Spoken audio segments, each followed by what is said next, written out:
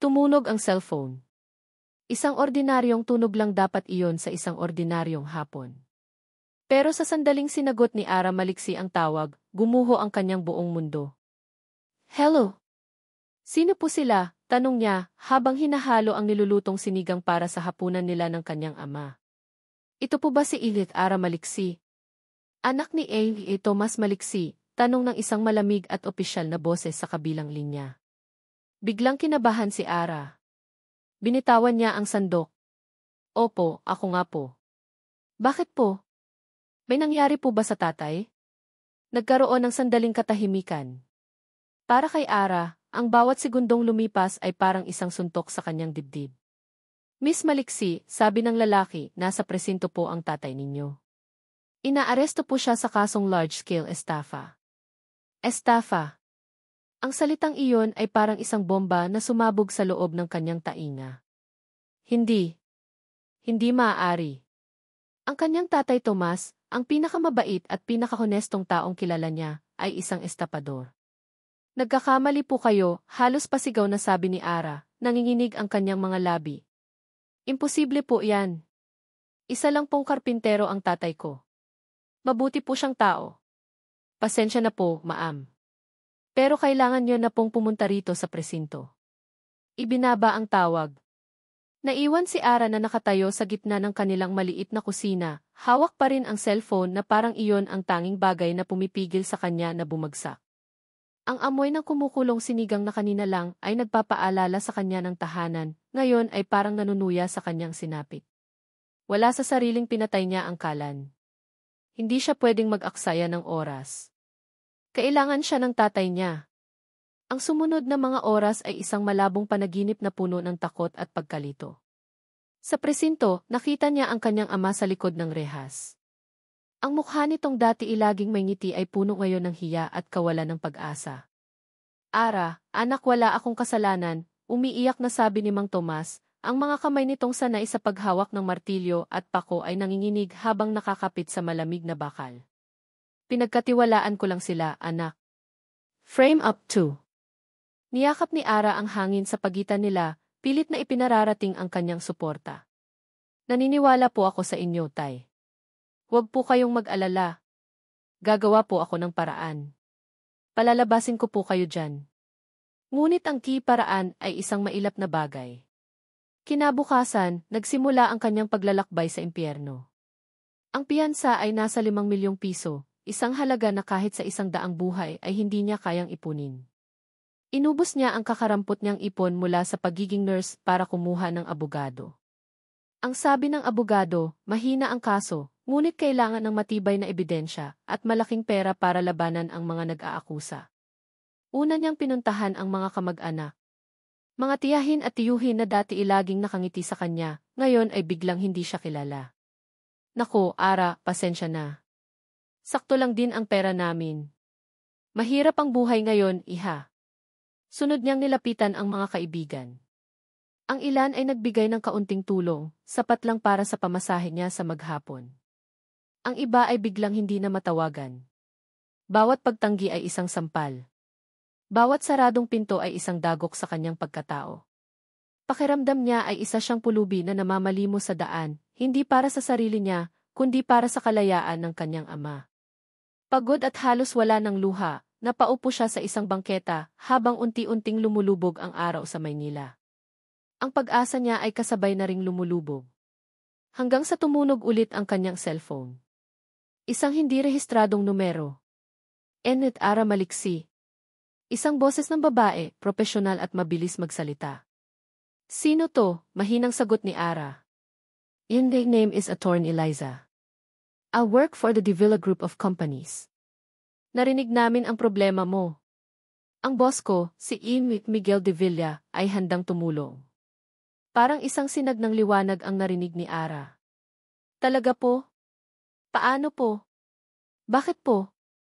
He has a proposition for you. Meet him tomorrow. 10 sharp. East Tower, Makati. Don't be late. Kinabukasan, suot ang kanyang pinakadisente, ngunit halatang luma ng bestida, pumasok si Ara sa nagtataasang gusali ng Ang lobby pa lang ay mas malaki at mas makintab na kaysa sa buong bahay nila. Bawat taong nakakasalubong niya ay abala at nakatingin sa kanya na para bang isa siyang dumi na napadpad sa malinis na sahig. Dinala siya ng isang sekretarya sa pinakatuktok na palapag sa opisina ng C. Ang opisina ay malawak. Ang isang pader ay purong salamin kung saan tanaw ang buong syudad ng Makati. Ang mga gamit ay moderno at mamahalin. Sa gitna ng lahat ng iyon, nakaupo sa isang malaking silyang itim si Miguel de Villa. Hindi siya tumingin kay Ara. Ang kanyang atensyon ay nasa laptop sa harapan niya. Nakasuot siya ng isang perpektong plansadong business suit. Matangos ang kanyang ilong, perpekto ang tabas ng kanyang mga labi, at malakas ang dating ng kanyang panga. Ngunit lahat ng iyon ay nababalot ng isang aura na kasing lamig ng hangin na nagmumula sa aircon. Maupo ka, sabi niya, hindi pa rin inaalis ang tingin sa screen. Nanginginig na naupo si Ara sa silyang nasa harapan ng napakalaking lamesa. Pakiramdam niya, lalo siyang lumiit. Ilang minuto silang binalot ng katahimikan, tanging tunog lang ng pagtipa ni Miguel sa keyboard ang maririnig. Pakiramdam ni Ara ay sinusubok ang kanyang pasensya. O baka naman, ipinapamukha sa kanya kung gaano siya kawalang halaga. Nang sa wakas ay tumigil si Miguel, isinara niya ang kanyang laptop. At sa unang pagkakataon, tiningnan niya si Ara. Ang mga mata niya ay madilim at walang emosyon. Parang dalawang itim na balon na walang katapusan.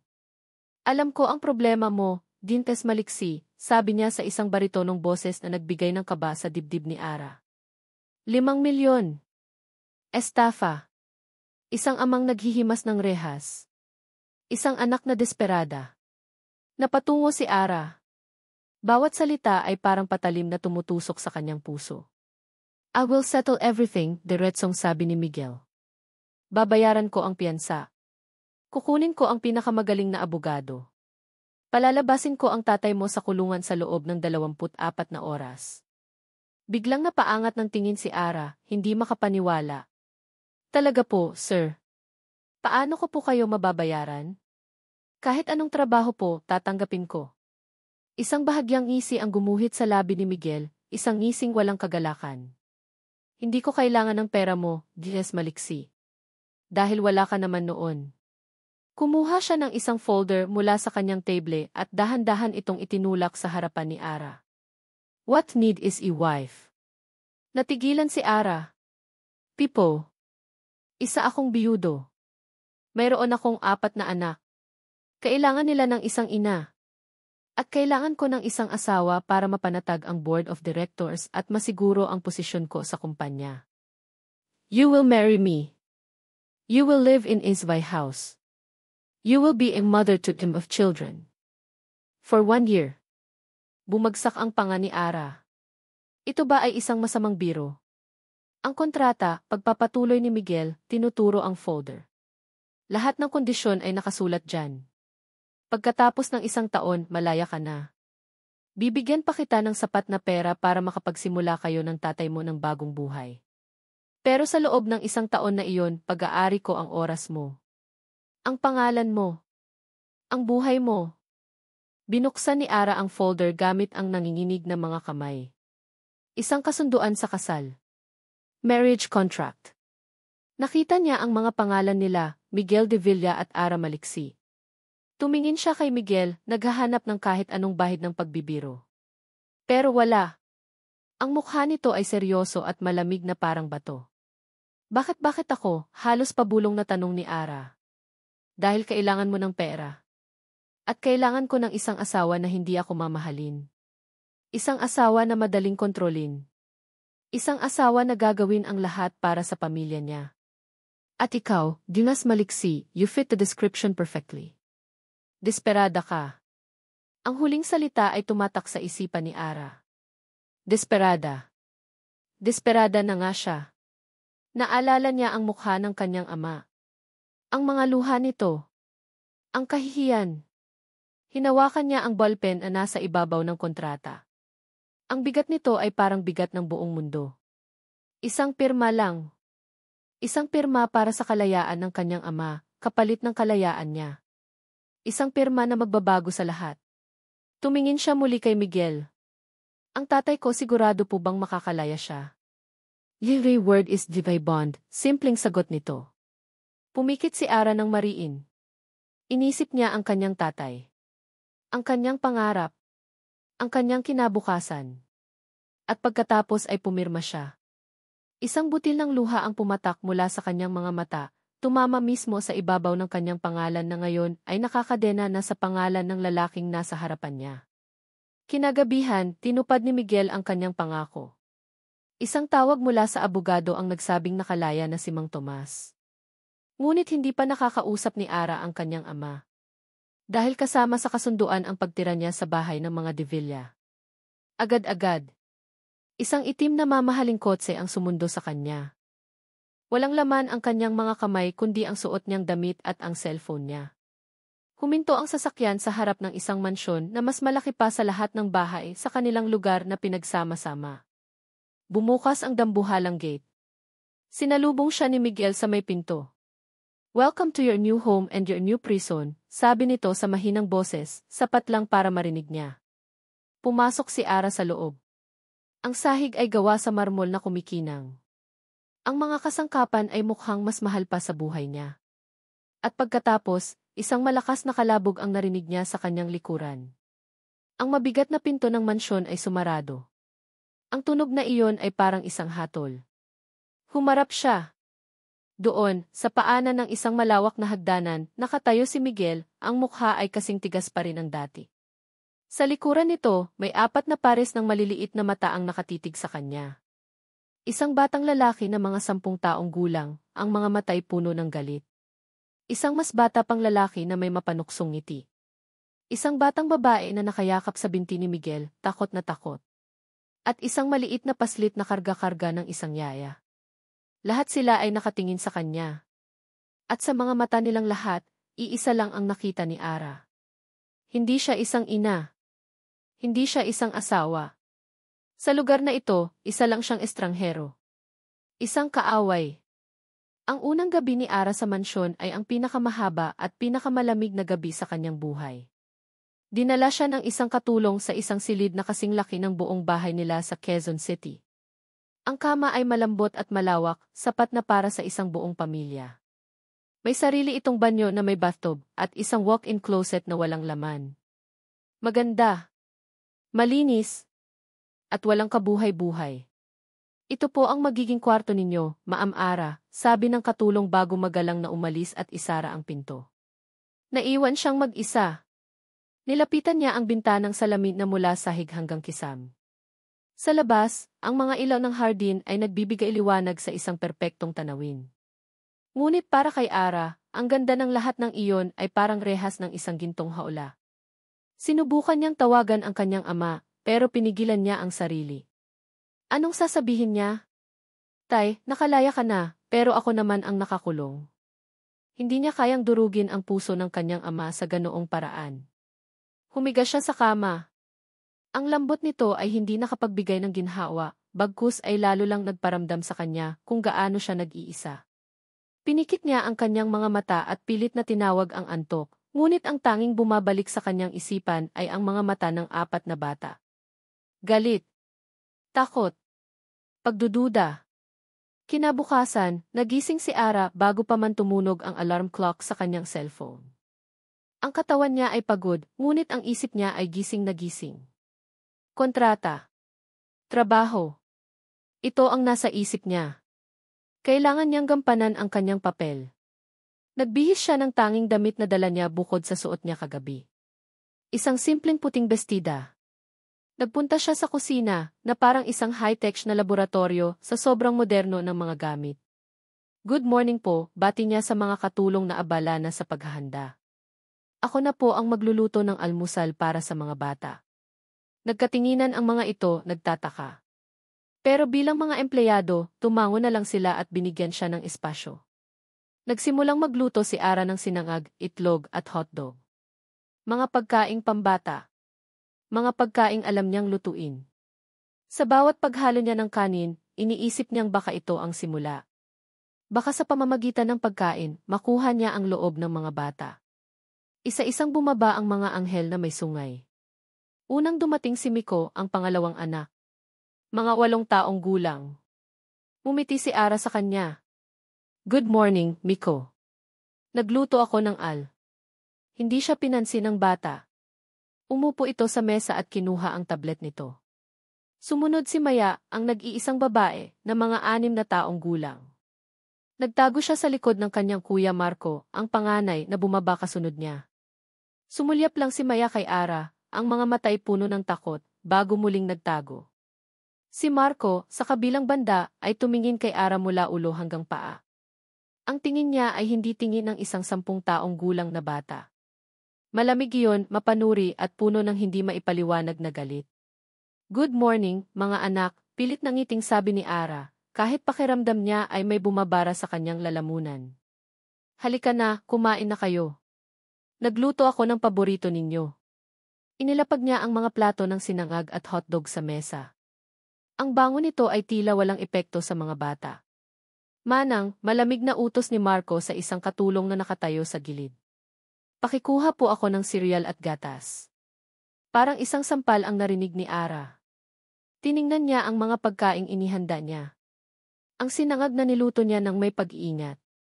Ang mga itlog na perpekto ang pagkakaluto. Para sa kanila, basura lang ang mga iyon. Sumunod si Miko. Ako rin po, Manang. Ayoko niyan. Pangit yan. Walang nagawa ang katulong kundi sumunod. Habang inilalapag ng katulong ang kahon ng cereal at isang karton ng gatas sa mesa, sinubukan pa rin ni Ara na huwag masiraan ng loob. Miko, mahinahong sabi niya, hindi mo pa natitikman, paano mo nasabing pangit? Tiningnan siya ni Miko na para bang nagsalita siya ng ibang lengguwahe.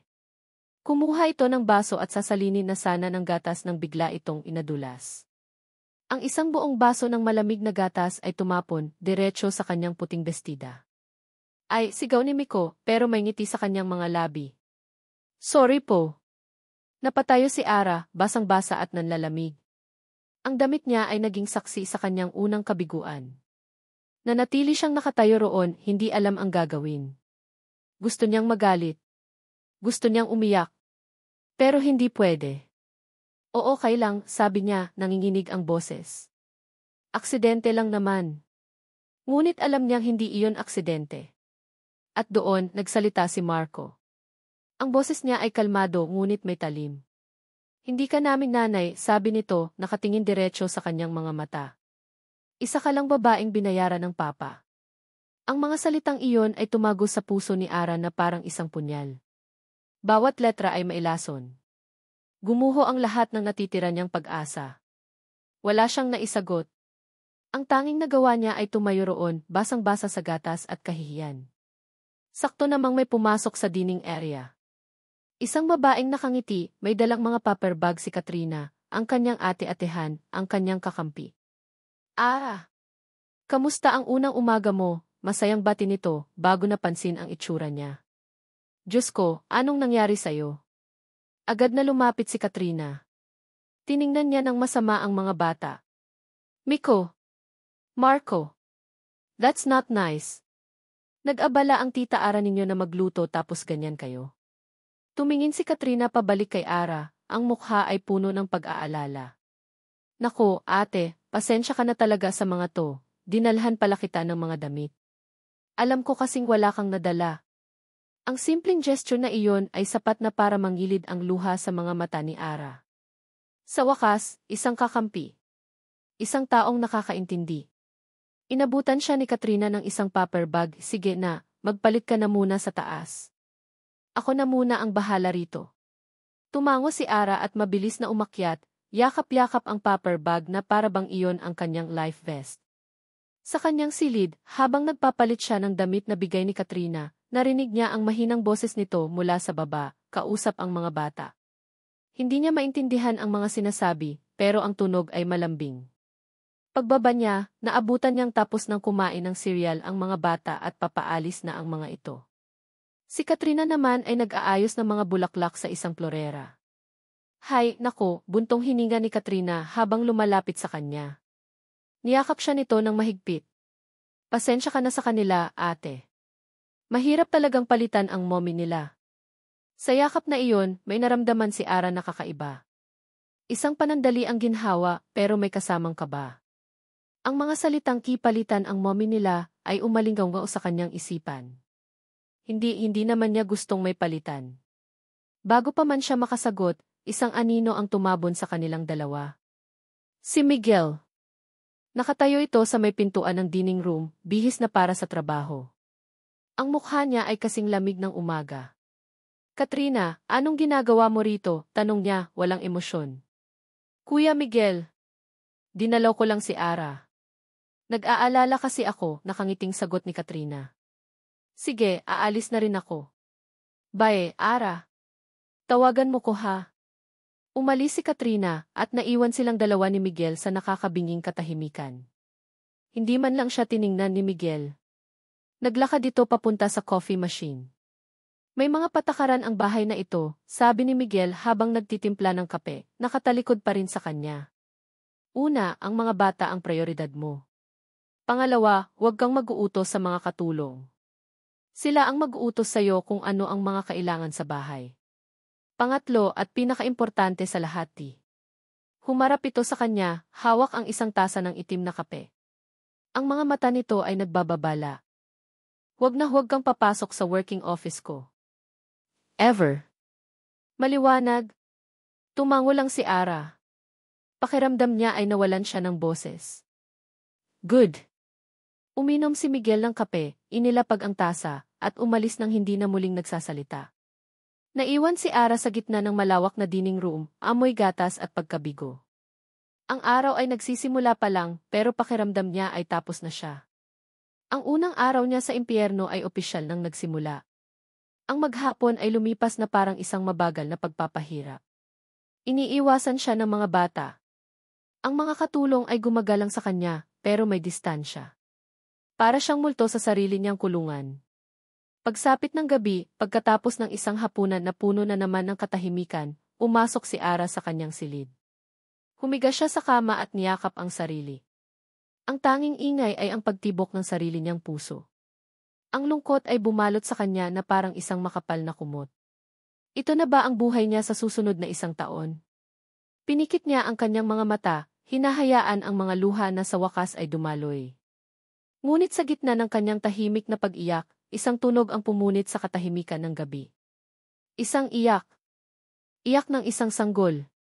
Mahina sa simula pero unti-unting lumalakas. Napabangon si Ara. Ang kanyang pagiging nurse ay biglang nanaig sa kanyang pagod at kalungkutan. Tumayo siya at sinundan ang tunog. Dinala siya nito sa isang pinto sa dulo ng pasilyo. Dahan-dahan niya itong binuksan. Sa loob, umiiyak ng malakas si Max, ang bunsong anak, sa kanyang kuna.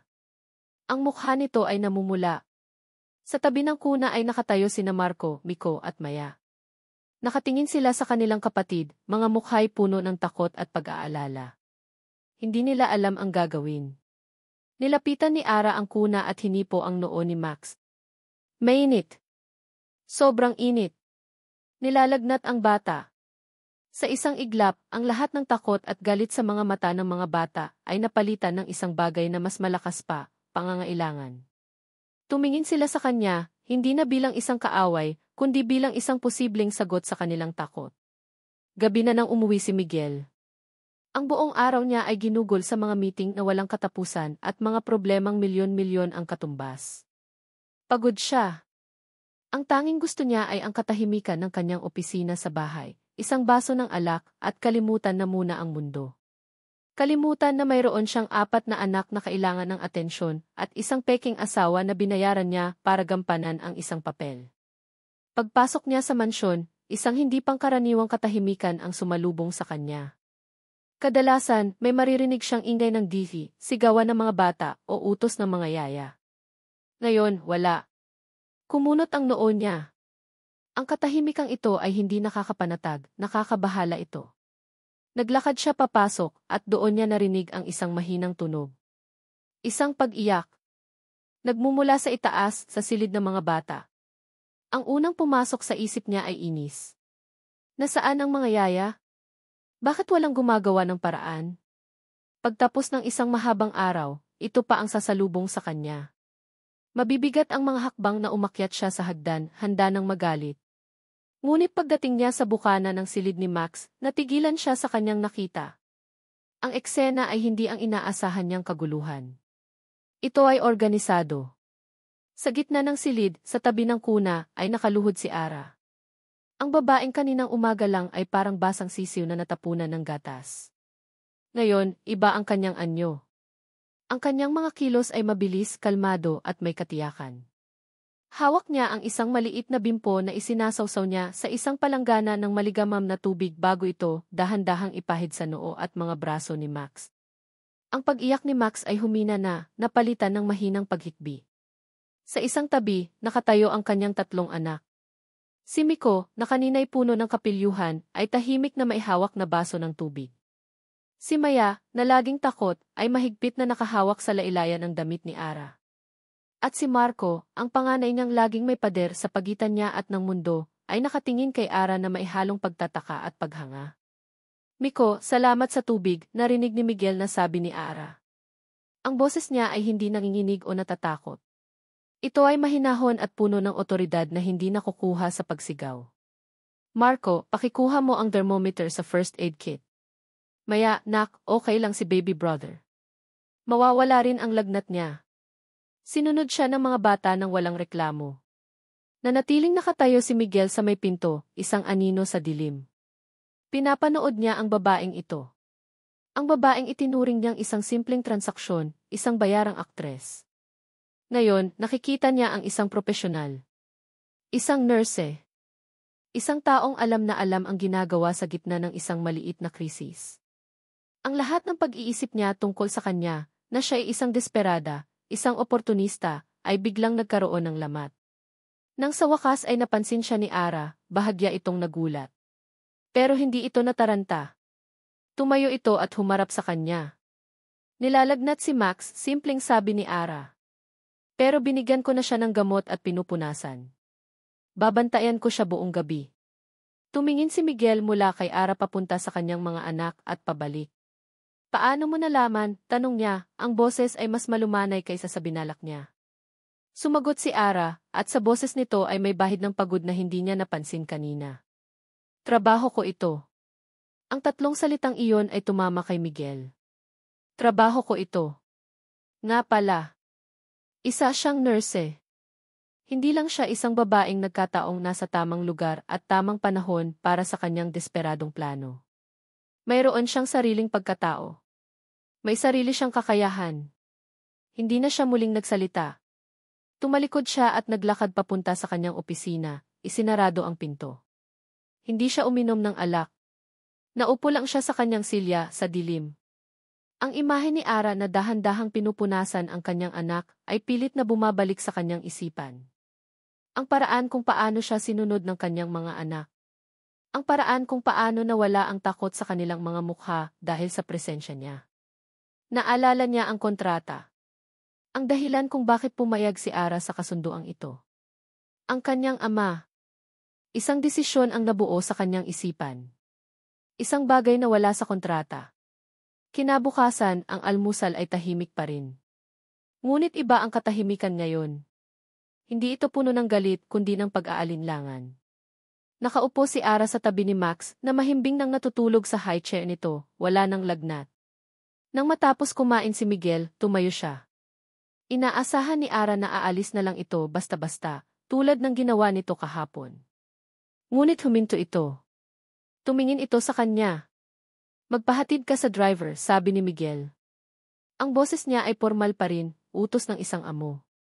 Bisitahin mo ang tatay mo. Napaangat ng tingin si Ara, gulat na gulat. Ang puso niya ay biglang kumabog. Hindi na niya hinintay na magbago ang isip nito. Pagkaalis ni Miguel, mabilis siyang nag-ayos. Ang biyahe papuntang kulungan ay puno ng kaba at pananabik. Ang kanilang pagkikita ay puno ng luha. Niyakap ni Ara ang kanyang ama ng mahigpit. Mukhang pagod at mas matanda si Mang Tomas, ngunit ang pag-aalala sa mga mata nito ay para sa kanya, hindi para sa sarili. Anak, ayos ka lang ba? Saan ka tumutuloy? Pinilit kong tawagan ang kumpanya, pero ayaw nila akong kausapin, sunod-sunod na tanong nito. Ngumiti si Ara, isang ngiting hindi umabot sa kanyang mga mata. Ayos lang po ako, tay. Huwag niyo po akong alalahanin. Ang importante, mapawalang sala kayo. Naniniwala po ako sa inyo. Hindi niya sinabi ang katotohanan. Hindi niya kayang sabihin. Ang mahalaga ay nakita niyang ligtas ito kahit nasa likod pa ng rehas.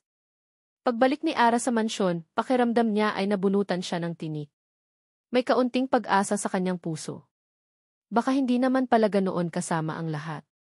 Baka kaya niyang tiisin ang 1 taon. Ngunit ang pag-asang iyon ay agad na naglaho. Pagpasok niya sa sala, naabutan niya si Katrina. Nakaupo ito sa sahig, nakikipaglaro sa mga bata. Si Miko ay tumatawa ng malakas. Si Maya ay nakakandong sa kanya. Maging si Marco ay nakangiti habang nagkukwento si Katrina. Mukha silang isang masayang pamilya. Isang perpektong larawan kung saan siya, si Ara, ay hindi kasali. Napansin ni Katrina ang pagdating niya. Ngumiti ito ng malapad. Andyan ka na pala. Kamusta ang pagbisita mo? Tumayo ito at lumapit sa kanya. Namiss ka raw ng mga bata kaya dinalaw ko muna, bulong nito bago bumaling ulit sa mga bata. O, mga bata, andito na si Tita Ara ninyo. Pero ang ngiti ni Katrina, habang nakatingin sa kanya, ay may kakaibang kinang. Ang mga mata nito ay hindi kasing saya ng mga labi. May isang bagay doon na hindi maintindihan ni Ara, isang bagay na nagpadala ng kaba sa kanyang dibdib. Isang ngiting palakaibigan sa labas, ngunit sa loob ay may tila nagtatagong tagumpay. Lumipas ang mga araw na parang isang blur. Ang bawat umaga ni Ara ay nagsisimula sa pag-asang may magbabago at nagtatapos sa gabi na may parehong pakiramdam ng pag-iisa. Ang mga bata, kahit hindi na siya hayagang inaaway tulad noong unang araw, ay nagpapanatili pa rin ang distansya. Para siyang hangin na dumadaan lang. Tumatanggap sila ng pagkain mula sa kanya, pero hindi siya kinakausap. Sumasagot sila kapag tinatanong pero maikli at walang gana. Tanging si Max lang, sa kanyang kamusmusan, ang humingiti sa kanya kapag nilalapitan niya. Ang presensya ni Katrina ay naging regular. Madalas itong dumadalaw, laging may dalang pasalubong para sa mga bata. At sa bawat pagdalaw nito, lalong lumalayo ang loob ng mga bata kay Ara. Para bang si Katrina ang araw na nagbibigay liwanag at siya ang buwan na naroon lang pero hindi napapansin. Isang gabi, habang naghahanda siya ng hapunan, pumasok si Miguel sa kusina. Bihira niya itong makita sa labas ng opisina nito o sa hapagkainan. May event ang kumpanya bukas ng gabi, sabi nito, hindi tumitingin sa kanya. Isang charity ball. Kailangan kong pumunta. Tumango lang si Ara, ipinagpatuloy ang paghiwa ng sibuyas. Hindi niya alam kung bakit sinasabi ito sa kanya. At kailangan mong sumama, dugtong ni Miguel. Napatigil si Ara sa paghiwa. Humarap siya rito. Ako? Bakit po? Dahil asawa kita, sagot nito, at sa unang pagkakataon, may bahid ng pagkayamot sa boses nito. Kailangan nating magmukhang isang normal na pamilya. Isasama natin ang mga bata. Para sa imahe ng kumpanya. Para sa imahe. Iyon lang pala. Wala po akong damit na isusuot para sa ganoong okasyon, sir, mahinang sabi ni Ara. May ipapadala ako sa silid mo bukas. Be ready July 7. Pagkatapos noon, umalis na ito. Naiwan si Ara na nakatitig sa sibuyas na hinihiwa niya, at hindi niya na alam kung ang mga luha sa kanyang mata ay dahil sa sibuyas o sa katotohanang muli siyang ipinapaalala na isa lang siyang tau-tauhan sa isang palabas. Kinabukasan, gaya ng sinabi ni Miguel, isang malaking kahon ang inihatid sa kanyang silid. Sa loob nito ay isang evening gown na kulay royal blue. Simple lang ang disenyo pero halatang mamahalin ang tela. May kasama itong isang pares ng silver na sapatos at isang maliit na clutch bag. Dumating din ang isang makeup artist para ayusan siya. Habang mini-make-upan siya, nakatingin lang si Ara sa salamin. Ang babaeng nakikita niya ay isang estranghera. Maganda, pero hindi siya iyon. Isa itong tauhang ginagampanan niya. Pagsapit ng 7:00, bumaba siya. Naabutan niya ang mga bata sa sala, bihis na bihis din si Marco at Miko ay nakaminiature na suite, habang si Maya ay parang isang prinsesa sa kanyang maliit na gown. Nang makita nila si Ara na bumababa sa hagdanan, lahat sila ay natigilan. Maging ang mga katulong ay napatigil sa kanilang ginagawa. Ngunit ang reaksyon na pinakanagpatigil sa paghinga ni Ara ay ang reaksyon ni Miguel. Nakatayo ito sa paanan ng hagdan naghihintay. Nang makita siya nito, nakita ni Ara ang isang panandaliang pagbabago sa mga mata nito. Isang kislap ng pagkagulat. Paghanga. Hindi niya masabi. Ngunit sa isang segundo, nawala rin ito at bumalik ang karaniwang malamig na ekspresyon. Sinalubong siya nito. "You look acceptable," sabi nito, na para sa isang tulad ni Miguel, ay katumbas na ng isang malaking papuri. Sa grand ballroom ng isang 5-star hotel, lahat ng mata ay napunta sa kanila pagpasok. Ang pamilya de Villa. Ang mailap na isihi, ang kanyang 4 na anak, at ang kanyang misteryosong bagong asawa. Nagsimula ang palabas. "Ngumiti ka," bulong ni Miguel habang pinapatakan siya ng flash ng mga kamera. Inilagay nito ang kamay sa kanyang baywang. Ang init ng palad nito, kahit sa manipis na tela ng kanyang bestida, ay nagpadala ng kuryente sa kanyang buong katawan. Para sa mga kamera. Ngumiti si Ara. Isang ngiting sinanay niya sa harap ng salamin. Hinawakan niya ang kamay ni Maya. Hinawakan din niya ang balikat ni Miko. Ngumiti sila sa mga kamera na parang sila ang pinakamasayang pamilya sa buong mundo. Isang kasinungalingan. Ngunit sa gitna ng lahat ng pagkukunwari, may isang sandaling naging totoo. Habang naglalakad sila, biglang natapilok si Maya. Napaiyak ito, hindi dahil sa sakit, kundi dahil sa hiya. Bago pa man makalapit ang sinuman, mabilis na lumuhod si Ara. Hindi niya ininda ang mamahalin niyang gown na sumayad sa sahig. "Live, okay lang yan, baby," sabi niya, habang inaayos ang sapatos ng bata. Hinaplos niya ang buhok nito. Ang mga prinsesa nadadapa rin minsan. Ang importante, tumatayo ulit sila. Mumiti si Maya sa kanya, isang tunay na ngiti at hinawakan ang kanyang kamay. Mula sa kanyang kinatatayuan, pinanood ni Miguel ang buong eksena. At sa hindi niya malamang dahilan, isang ngiti ang sumilay sa kanyang mga labi. Isang ngiting hindi pilit, hindi para sa kamera. Isang ngiting totoo. Ngunit ang sandaling iyon ay sinira ni Katrina, na biglang sumulpot sa kanilang tabi. "Napakagaling ninyong umarte," masayang sabi nito. Ngunit nang hilahin niya si Ara palayo sa iba para kunwari ay ayusin ang buhok nito, bumulong ito. "Galing mong umarte, ate. Pero tandaan mo, hanggang dito lang yan. Isa ka pa ring maliksi at sila, mga de Villa. Huwag mong kalimutan ang lugar mo." Ang malamig na babala ay muling nagpabalik kay Ara sa katotohanan. Mumiti lang siya kay Katrina at bumalik sa tabi ni Miguel. Nang gabing iyon, sa biyahe pa uwi, ang mga bata ay pagod na at nakatulog sa likod ng sasakyan. Tahimik lang sila ni Miguel. Pero bago sila makarating sa mansyon, biglang nagsalita si Miko mula sa kanyang pagkakatulog. "Papa," inaantok na tanong nito, "si Tita Ara po ba ang bago naming mommy?" Ang tanong ay bumitin sa ere, kasing bigat ng isang malaking bato. Tumingin si Ara kay Miguel, naghihintay ng sagot. Pero hindi ito sumagot. Nanatili itong nakatingin sa daan, ang mga kamay ay mahigpit na nakakapit sa manibela. Ang katahimikan ni Miguel ay mas malakas pa kaysa sa anumang salita. Iyon ang sagot. At sa sagot na iyon, alam ni Ara na kahit gaano pa kaganda ang kanyang gown, kahit gaano pa katotoo ang mga ngiti nila sa harap ng kamera, sa huli, ang lahat ay isang malaking peke. At sa pekeng pamilyang ito, siya ang pinakapeke sa lahat. Ang tanong ni Miko ay umalinggaw sa isipan ni Miguel hanggang sa kanyang pagtulog.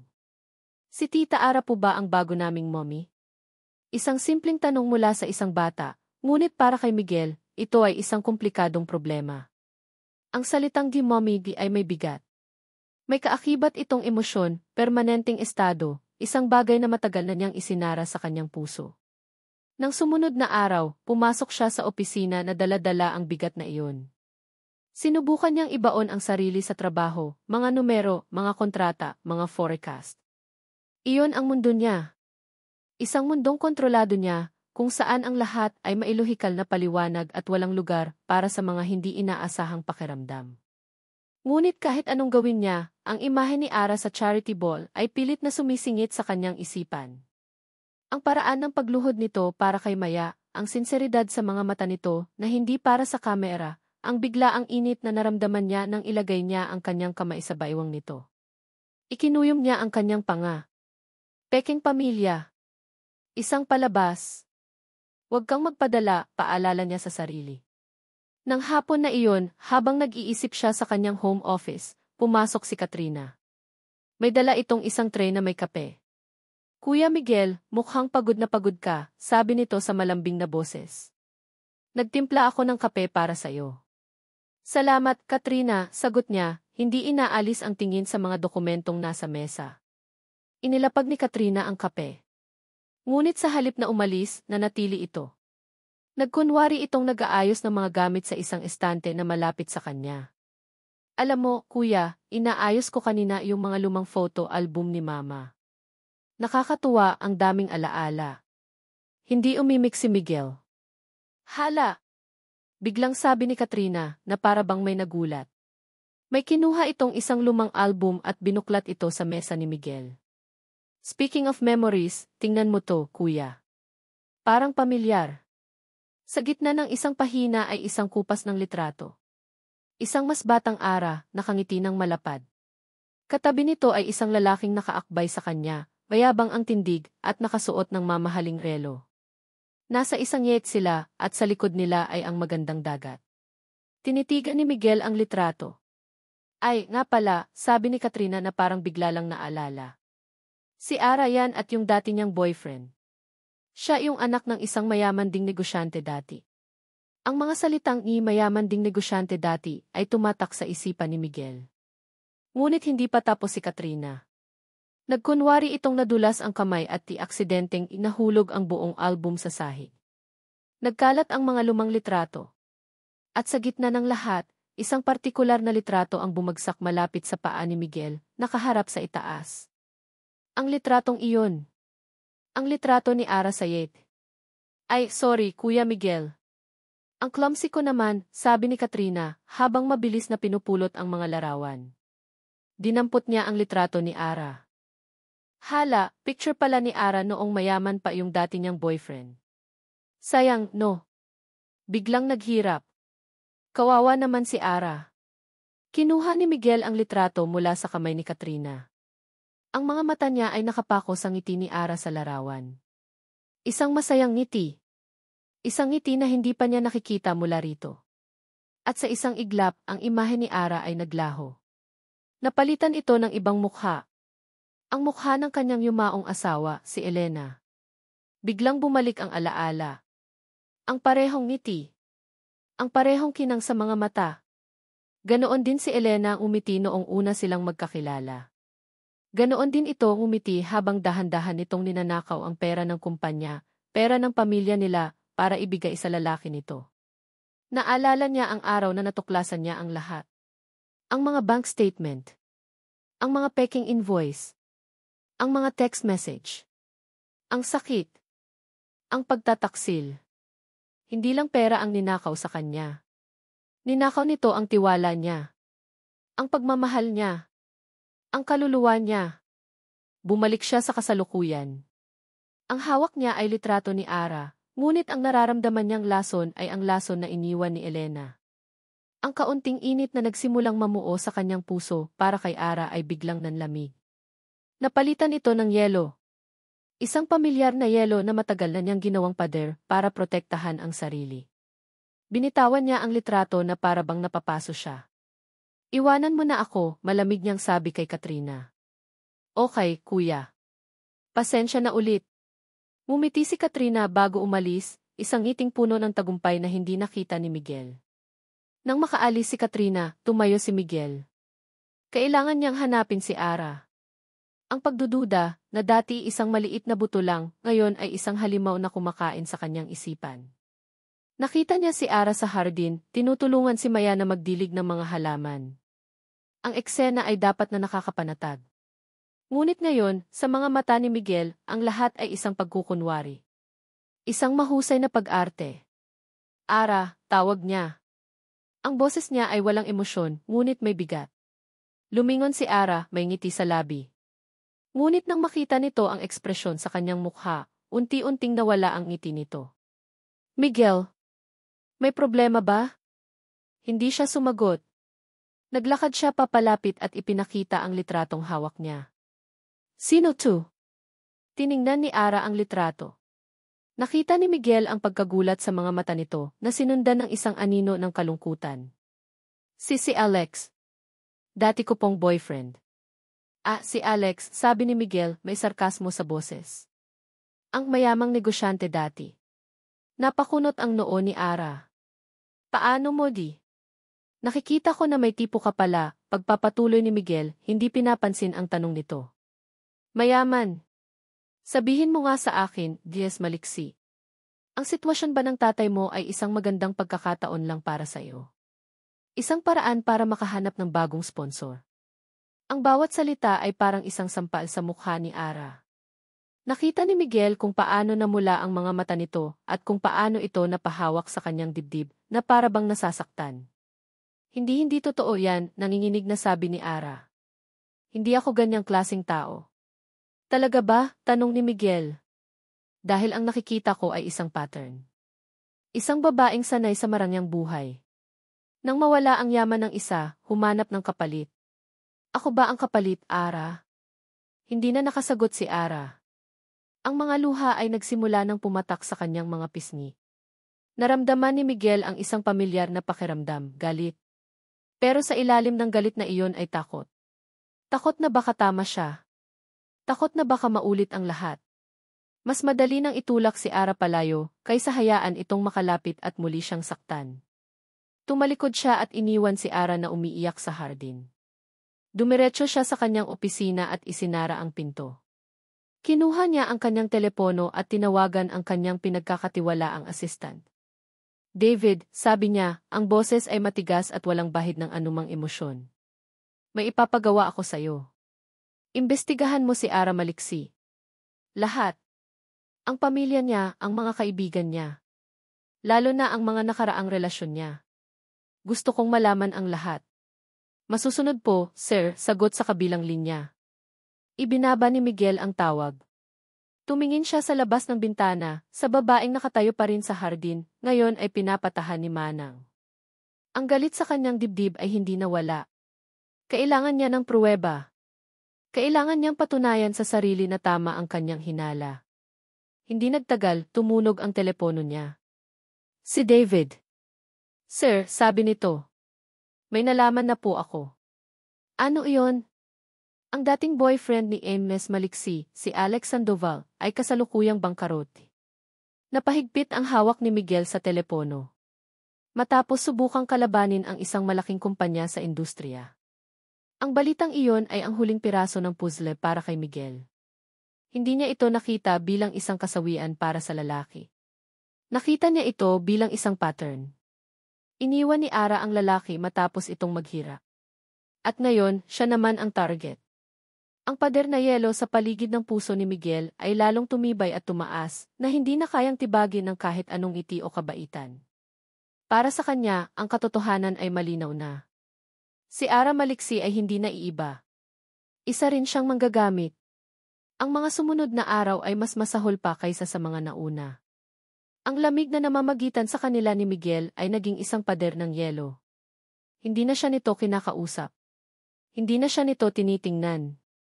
Para siyang multo na muling naglalakad sa loob ng mansyon, ngunit ngayon, ang pagwawalang bahala ni Miguel ay may kasama ng pagkasuklam. Sinubukan ni Ara na ituon ang kanyang atensyon sa mga bata. Kahit na mailap pa rin sila, unti-unti may nakikita siyang maliliit na pagbabago. Si Maya ay paminsan-minsan nang umingiti sa kanya. Si Miko ay hindi na gumagawa ng mga kalokohan para inisin siya. Maging si Marco, kahit tahimik pa rin, ay hindi na siya tinitingnan na parang isang kaaway. Para bang ang gabi ng lagnat ni Max ay nagbukas ng isang maliit na siwang sa pader na nakapalibot sa kanila. Iyon na lang ang pinanghahawakan ni Ara. Iyon na lang ang nagbibigay sa kanya ng lakas para bumangon tuwing umaga at harapin ang isa na namang araw sa loob ng gintong kulungan. Isang gabi, hindi makatulog si Ara. Ang mga salitang ibinato sa kanya ni Miguel sa hardin ay paulit-ulit na tumatakbo sa kanyang isipan. Ako ba ang kapalit, Ara? Ang sakit ay sariwa pa rin. Hindi niya matanggap na ganoon kababa ang tingin sa kanya ng lalaking asawa niya sa papel. Bumangon siya mula sa kama. Kailangan niyang makausap si Miguel. Kailangan niyang linawin ang lahat. Hindi niya hahayaang tapak-tapakan ang kanyang pagkatao ng ganito. Nahanap niya ito sa library. Nakatayo ito sa harap ng bintana, nakatingin sa kadiliman ng gabi, may hawak na baso ng alak. Miguel, tawag niya, ang boses ay mas matatag kaysa sa nararamdaman niya. Lumingon ito. Ang mga mata nito ay madilim. Anong kailangan mo? Kailangan nating mag-usap, sabi ni Ara, lumalakad papalapit. Tungkol sa sinabi mo sa Hardin. Mali ka. Mali ang iniisip mo tungkol sa akin. Isang mapaklang tawa ang kumawala sa bibig ni Miguel. Talaga? Anong parte ang mali, Ara? Na ang dating boyfriend mo ay biglang naghirap. At pagkatapos noon, bigla kang napunta sa akin. Isang bilyonaryong si. Sabihin mo sa akin, coincidence lang ba ang lahat ng yon? Hindi mo naiintindihan, giit ni Ara, nararamdaman na ang pag-init ng kanyang mga mata. Iniwan ko si Alex dahil niloko niya ako. Hindi dahil nawalan siya ng pera. Isang magandang kwento. Pero pasensya na, narinig ko na yan dati, sagot ni Miguel, umiinom mula sa kanyang baso. Lahat ng babae, pare-pareho lang. Ang habol lang ay pera. Ang mga salitang iyon ang sumira sa huling hibla ng kanyang pasensya. Ang sakit at sama ng loob na kinimkim niya sa loob ng maraming linggo ay biglang sumabog. Hindi lahat ng tao ay katulad ng asawa mo, sigaw niya, hindi na napigilan ang sarili. Sa isang iglap, nagbago ang lahat. Ibinagsak ni Miguel ang baso sa isang maliit na mesa. Kumalat ang alak.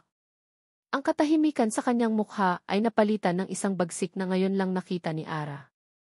Lumapit ito sa kanya, ang bawat hakbang ay mabigat. Huwag na huwag mong babanggitin ang asawa ko, sabi nito sa isang mapanganib at mababang boses. Napaatras si Ara, biglang natakot. Ngunit ang galit sa kanyang dibdib ay mas malakas kaysa sa takot. Bakit? Dahil totoo, sabi niya, hinahamon ito. Dahil natatakot kang baka pareho lang kami? Baka lokohin ka rin? Baka kunin ko rin ang pera mo? Huminto si Miguel sa mismong harapan niya. Ang mukha nila ay ilang pulgada na lang ang pagitan. Amoy niya ang alak sa hininga nito. Nakikita niya ang galit sa mga mata nito. Lahat ba ng bagay may presyo sa'yo? Tanong ni Miguel, ang panga ay mahigpit. Ang tanong na iyon ang tuluyang nagwasak sa puso ni Ara. Ang mga luha ay bumagsak na mula sa kanyang mga mata. Hindi mo ako kilala, umiiyak niyang sabi. Hindi mo alam ang mga pinagdaanan ko. Hinuhusgahan mo ako batay sa mga kasinungalingan at sa sakit na idinulot sa iyo ng iba. Hindi ako siya, Miguel. Hindi ako siya. Sinubukan niyang tumalikod, ngunit mabilis na hinawakan ni Miguel ang kanyang braso.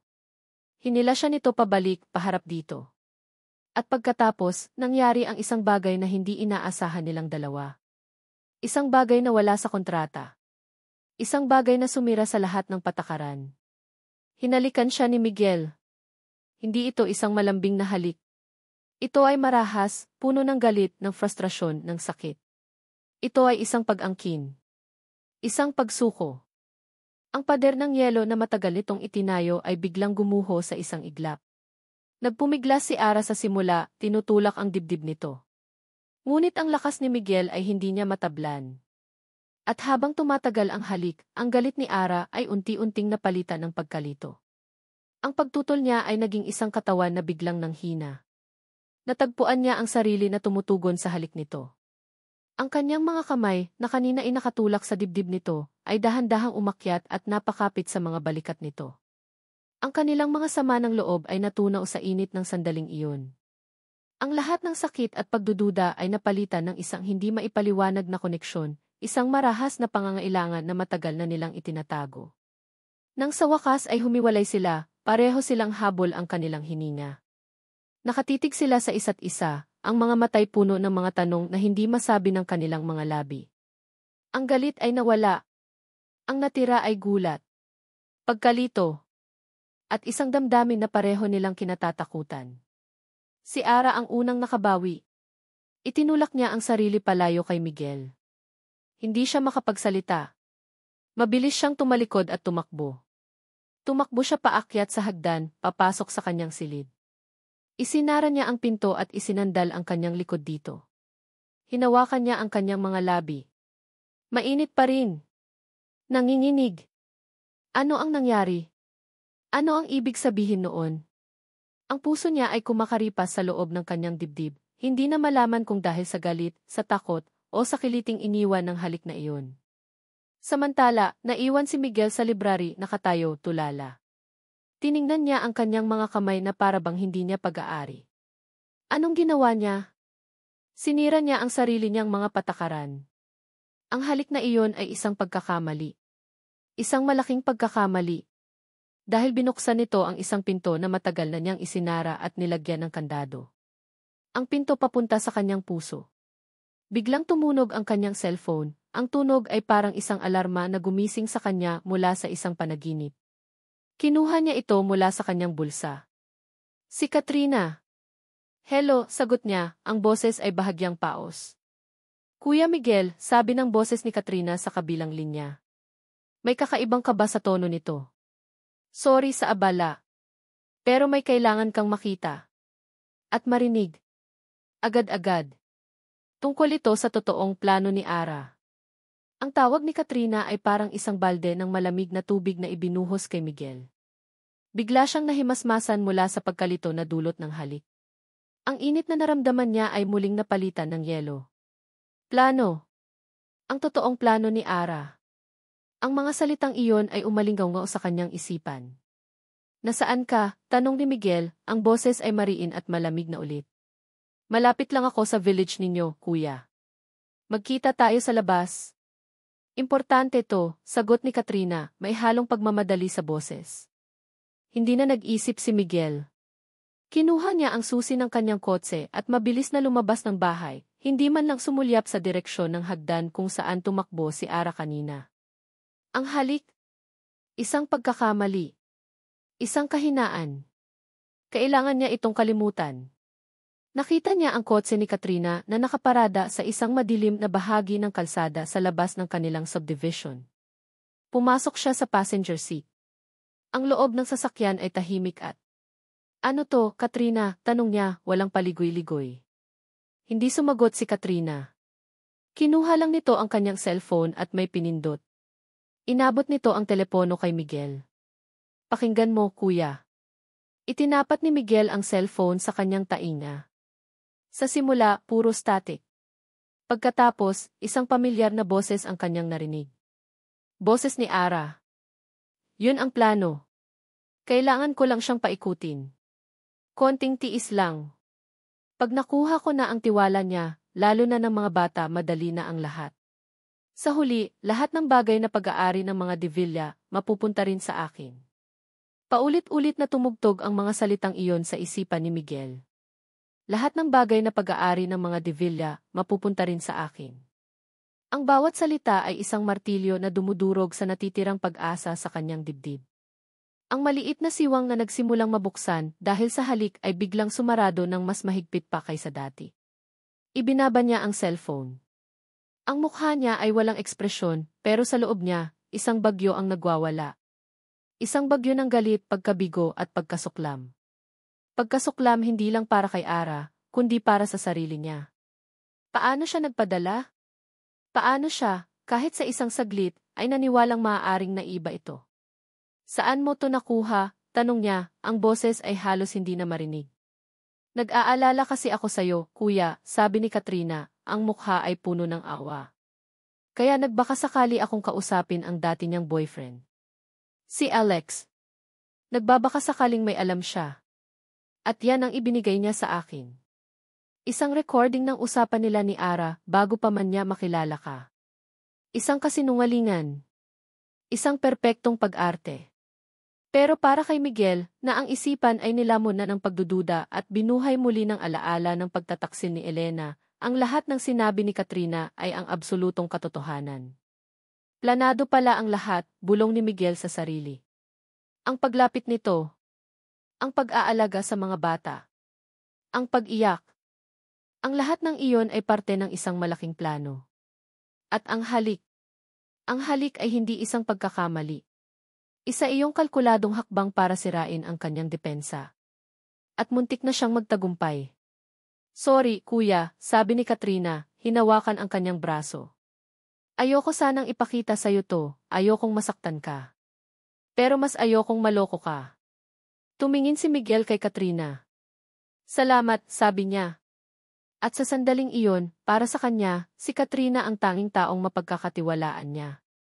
Ang tanging taong kakampi niya. Bumalik si Miguel sa mansyon. Pagpasok niya, nakita niya si Ara sa sala, naglalakad pabalik-balik, halatang hinihintay siya. Ang mukha nito ay puno ng pag-aalala. Miguel, saan ka galing? Nag-alala ako. Kailangan nating pag-usapan yung kanina. Wala tayong kailangang pag-usapan, putol ni Miguel. Nilagpasan niya ito na parang hangin. Ang lamig sa kanyang boses ay mas matindi pa kaysa dati. Para itong yelo na kayang sumugat. Pero, Miguel di. Huminto si Miguel, ngunit hindi ito lumingon. Gawin mo lang ang trabaho mo, sabi nito. Ang trabaho kung bakit kita binayaran. Huwag mo akong kausapin kung hindi tungkol sa mga bata.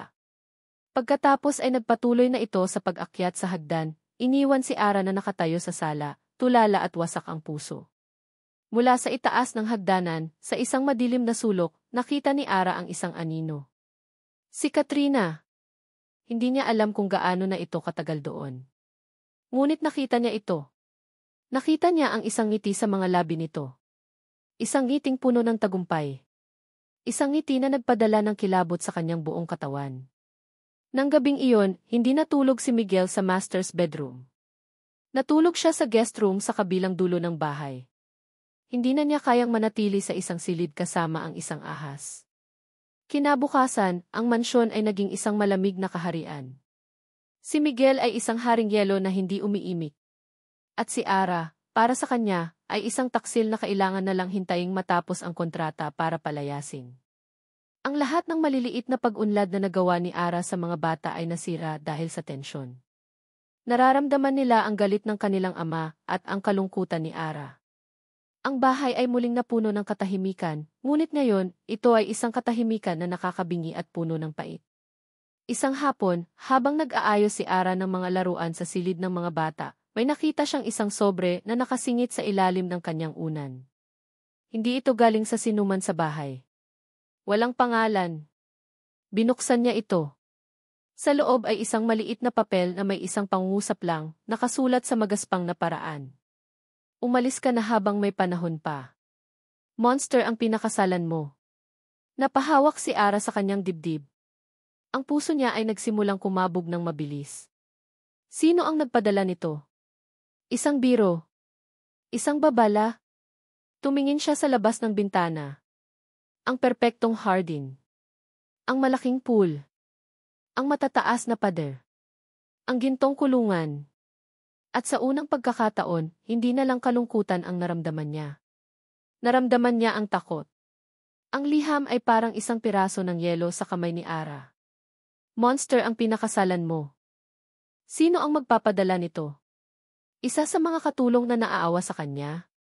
O isa sa mga kaaway ni Miguel na gustong guluhin ang pamilya nito? O baka naman si Katrina? Nanginginig na itinago ni Ara ang sulat. Ang takot ay gumapang sa kanyang sistema, ngunit kasabay nito, isang bagong damdamin ang nagsimulang mamuo sa kanyang dibdib, determinasyon. Pagod na siyang maging biktima. Pagod na siyang umiyak. Pagod na siyang maging isang tau-tauhan sa isang laro na hindi niya maintindihan. Kung mayroon mang isang bagay na mali sa bahay na ito, sa pamilyang ito, aalamin niya. Para sa sarili niya. At para na rin sa mga bata na naiipit sa gitna ng lahat. Kinagabihan, habang nakahiga siya sa kanyang kama, hindi na ang sakit ng puso ang laman ng kanyang isipan, kundi isang malaking puzzle. Inisa-isa niya ang mga pangyayari. Ang biglaang pagbabago ng ugali ni Miguel. Nagsimula ang lahat pagkatapos ng charity ball, nang ipakita nito sa kanya ang lumang litrato nila ni Alex.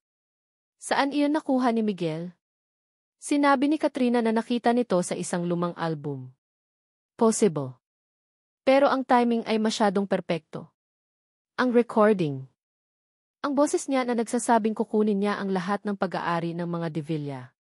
Kailan niya sinabi iyon? Hinding-hindi. Impossible. Pero paano? Isang magaling na voice impersonator. O isang recording na pinagtagpi-tagpi. Ang paglitaw ni Katrina sa bawat pagkakataon na may nangyayaring masama. Palagi itong naroon para tumulong at mag-alala. Palagi itong may dalang balita o bagay na lalong nagpapalala sa sitwasyon. Ang ngiti nito sa hagdanan matapos siyang sigawan ni Miguel, hindi iyon ngiti ng isang nag-aalalang kapatid. Iyon ay ngiti ng isang taong nanalo. At ang kaso ng kanyang ama. Doon nagsimula ang lahat. Kung hindi nakulong ang tatay niya, hindi niya makikilala si Miguel. Hindi siya mapupunta sa impyernong ito. Isang ideya ang biglang pumasok sa kanyang isipan. Paano kung ang lahat ay konektado? Kinabukasan, gumawa siya ng plano. Nagpaalam siya sa mga yaya na mamamalengke lang siya. Ito ang kanyang naging palusot para makalabas ng mansyon nang hindi pinaghihinalaan. Ngunit hindi siya sa palengke pumunta. Dumiretso siya sa maliit na opisina ng abogado na una niyang kinuha para sa kaso ng kanyang ama. Si Attorney Mendoza, isang matandang abogado na mas maraming puso kaysa sa pera. Attorney, sabi ni Ara pagkaupo niya. Pwede ko po bang makita ulit ang mga dokumento sa kaso ni tatay? Lahat po. Kahit yung mga sinabi nating hindi importante. Naguluhan ng abogado, pero dahil sa awa nito sa dalaga, kinuha nito ang makapal na folder ng kaso ni Mang Tomas. Iha, alam kong mahirap, pero kailangan nating tanggapin na mahina ang laban natin kung walang bagong ebidensya. Alam ko po. Gusto ko lang pong tingnan ulit. Baka po may nakaligtaan tayo, pakiusap ni Ara. Binuklat ni Ara ang mga dokumento. Mga testimonya. Mga resibo. Mga papeles ng kontrata. Tiningnan niya ang lahat, hinahanap ang isang bagay na hindi niya alam kung ano. At doon, sa isang pahina, nakita niya ito. Isang kopya ng affidavit ng pangunahing testigo laban sa kanyang ama. Isang subcontractor na nagsabing si Mang Tomas mismo ang nag-utos sa kanyang gumamit ng mga substandard na materyales. Hindi ang nilalaman ng affidavit ang nakakuha ng kanyang atensyon, kundi ang isang maliit na detalye sa ibaba. Ang pirma. Tinitigan niya ito ng matagal. Mayroon itong kakaibang pagkurba sa dulo ng apelyido. Isang pamilyar na kurba. Saan na nga ba niya ito nakita? Nag-isip siya ng malalim. At pagkatapos, para siyang kinilabutan. Ang pirma sa Christmas card na ibinigay sa kanya ni Katrina noong 1 taon. Ang pirma sa birthday card na ibinigay nito sa kanyang ama. Ang pirma na iyon. Ang kakaibang kurba sa dulo. Parehong-pareho. Attorney, nanginginig na tanong ni Ara. Sino po itong si Roberto Cruz? Siya ang star witness, iha. Siya ang nagsabing inutusan siya ng tatay mo. Pagkatapos niyang tumestigo, hindi na namin siya mahanap.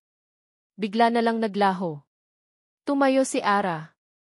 Salamat po, attorney. Maraming salamat po. Lumabas siya ng opisina, ang puso niya ay dumadagundong sa kanyang dibdib. Hindi ito maaaring maging isang pagkakataon lang. Si Katrina ang pirma ang testigo na biglang nawala. Ang kanyang ate-atehan. Ang taong itinuring niyang kapatid. Ang taong palaging naroon para sa kanya. Posible kayan siya ang nagdiin sa sarili niyang ama-amahan? Pero bakit? Ano ang motibo niya? Habang nasa taxi pabalik, ang utak niya ay tumatakbo ng mabilis. Kailangan niya ng pruweba. Hindi sapat ang isang pirma. Pagdating niya sa mansyon, dahan-dahan siyang pumasok, ayaw gumawa ng ingay. Dumiretso siya sa hagdanan, papunta sa kanyang silid. Kailangan niyang pag-isipan ang susunod niyang hakbang. Ngunit pagbukas niya ng pinto ng kanyang kwarto, natigilan siya. Nandoon si Katrina. Nakatayo ito sa gitna ng kanyang silid, nakabukas ang kanyang aparador. Ang mga damit niya ay nakakalat sa kama. Malinaw na may hinahanap ito. Nang makita ni Katrina si Ara, nagulat ito. Ngunit mabilis itong nakabawi at ngumiti. Andyan ka na pala, sabi nito, ang boses ay kalmado na parabang normal lang ang ginagawa nito. Naku, pasensya na. Nakita ko kasing magulo ang mga damit mo kaya naisip kong tulungan kang ayusin. Tinitigan ni Ara si Katrina. Hindi na niya ito tiningnan bilang isang kapatid o kaibigan. Tiningnan niya ito bilang isang estranghera. Isang kaaway. Salamat, Katrina, malamig na sagot ni Ara. Isinasara ang pinto sa likuran niya. Pero kaya ko nang ayusin ang sarili kong gamit. Naramdaman ni Katrina ang pagbabago sa tono ni Ara. Ang ngiti nito ay bahagyang nawala. May problema ba, ate? Wala, sagot ni Ara. Gusto ko lang mapag-isa. Hindi na nagpumilit si Katrina. Ngumiti lang ito ulit, isang ngiting hindi na kayang lokohin si Ara, at lumabas ng silid. Nang makaalis si Katrina, agad na sinuri ni Ara ang kanyang mga gamit. May nawala ba? Ano ang hinahanap nito? Wala siyang nakitang nawawala. Ngunit habang inaayos niya ang mga damit na ikinalat ni Katrina, isang bagay ang nahulog mula sa bulsa ng isang lumanyang bestida. Isang maliit na susi. Hindi ito susi ng alinmang pinto sa mansyon. Ito ay isang luma at maliit na susi. Ang susi sa lumang bowl ng kanyang ina na nasa bodega ng kanilang bahay sa Quezon City. Ang bowl na naglalaman ng lahat ng alaala at ilang mahahalagang dokumento na naiwan ng kanyang ina. Bakit ito hahanapin ni Katrina? Ano ang nasa loob ng bowl na iyon? Sa sandaling iyon, alam na ni Ara ang kanyang susunod na gagawin. Kailangan niyang makabalik sa kanilang lumang bahay. Kailangan niyang buksan ang bowl na iyon. Dahil nararamdaman niya, ang sagot sa lahat ng kanyang mga tanong ay naghihintay sa kanya sa loob. Ang hinala ay isang laso na dahan-dahang kumakalat sa sistema ni Miguel. At si Katrina ang dalubhasang nagbibigay ng bawat patak nito, araw-araw, hanggang sa ang buo niyang pagkatao ay malamon na. Ang halik sa library ay isa na lamang malayong bangungot, isang sandali ng kahinaan na pilit niyang iwinawaksi at pinagsisisihan. Hapon na. Kaarawan ni Maya. Sa gitna ng lahat ng kaguluhan, nangako si Miguel na uwi ng maaga. Kahit papaano, gusto niyang bigyan ng normalidad ang kanyang mga anak. Habang nagmamaneho siya pauwi, isang pamilyar na kaba ang nanahan sa kanyang dibdib.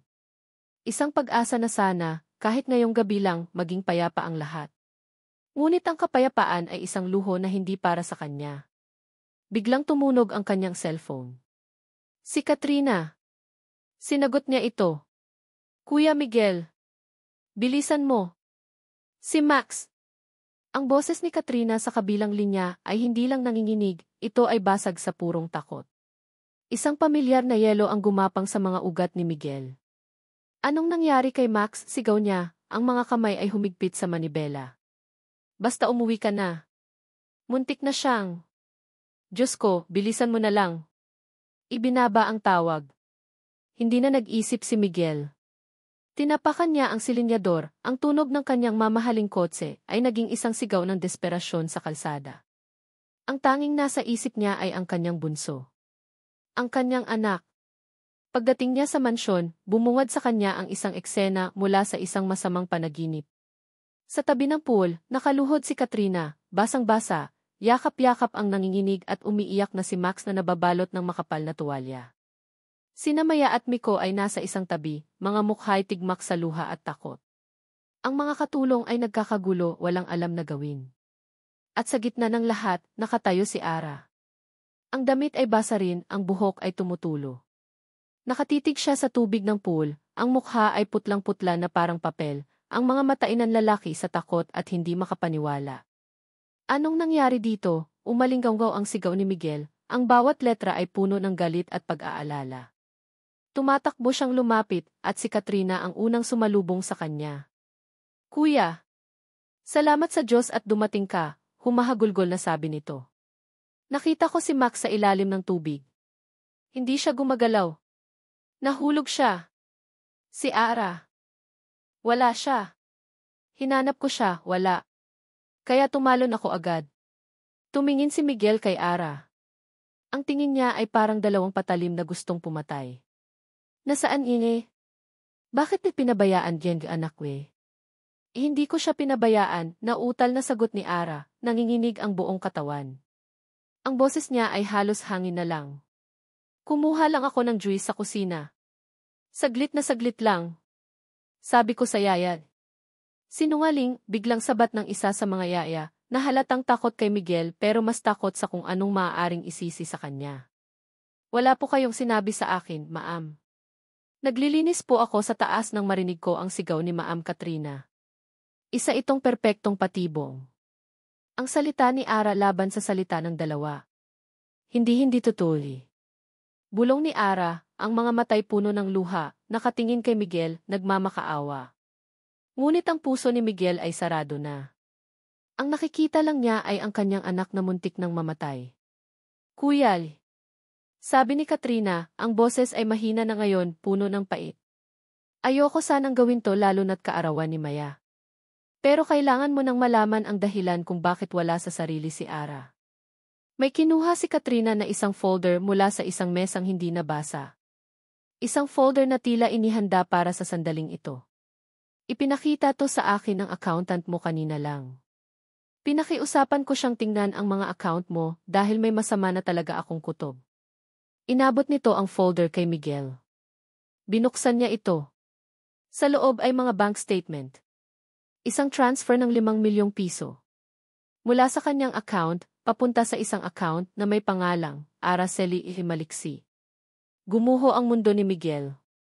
Ang kapabayaan. Ang pagnanakaw. Ang perpektong bagyo ng lahat ng kanyang kinatatakutan. Ang babaeng ito ay hindi lang isang oportunista. Isa siyang magnanakaw na sa sobrang pagiging abala sa kanyang krimen ay halos pumatay sa kanyang anak. Ang huling hibla ng kanyang pagpipigil ay napunit. Naglakad siya papunta kay Ara. Bawat hakbang ay isang dagundong ng parating na delubyo. Ang kanyang mukha ay isang maskara ng purong galit. AKBC den kulang, sigaw niya, ang boses ay basag sa galit. Inihagis niya ang mga papel sa mukha ni Ara. Nagkalat ang mga ito sa basang sahig, ang tinta ay unti-unting kumakalat. AKBC den dahilan kung bakit nili nagpapakitang tao. Para makahanap ng pagkakataon, kay manakawan niya. Umalis eze. Hindi totoo yan, humahagulgol na sabi ni Ara, napaluhod sa sahig habang pinupulot ang mga papel. Hindi ko alam yan. Miguel, parang awa mo na, maniwala ka sa akin. Maniwala, tumawa si Miguel, isang tawang walang kagalakan, puno ng sakit. Paano jay maniniwala si isang babae halos pumatay si anak we? Si isang magnanakaw. Tapos din kontrata. Tapos din lahat. Lumayas gi pamamahay di. Ngayon sumenyas siya sa 2 security guard. Ilabas niyo siya. Miguel, wag. Parang awa mo na, pagmamakaawa ni Ara habang marahas siyang hinahawakan ng mga gwardya sa magkabilang braso. Baka na lang to. Hindi ko ginawa yan. Ngunit bingi na si Miguel. Tinakpan niya ang kanyang tainga sa mga pagsusumamo nito. Ang nakikita lang niya ay ang resulta ng panluloko. Kinalagkad si Ara palabas ng mansyon. Kasabay noon, ang langit ay tila nakiramay at ibinuhos ang lahat ng galit nito. Bumagsak ang malakas na ulan. Itinulak siya palabas ng gate na sumarado ng may malakas na kalabog. Naiwan siyang nakatayo sa kalsada, basang-basa ng ulan, walang dalang kahit ano, walang pera, walang matatakbuhan.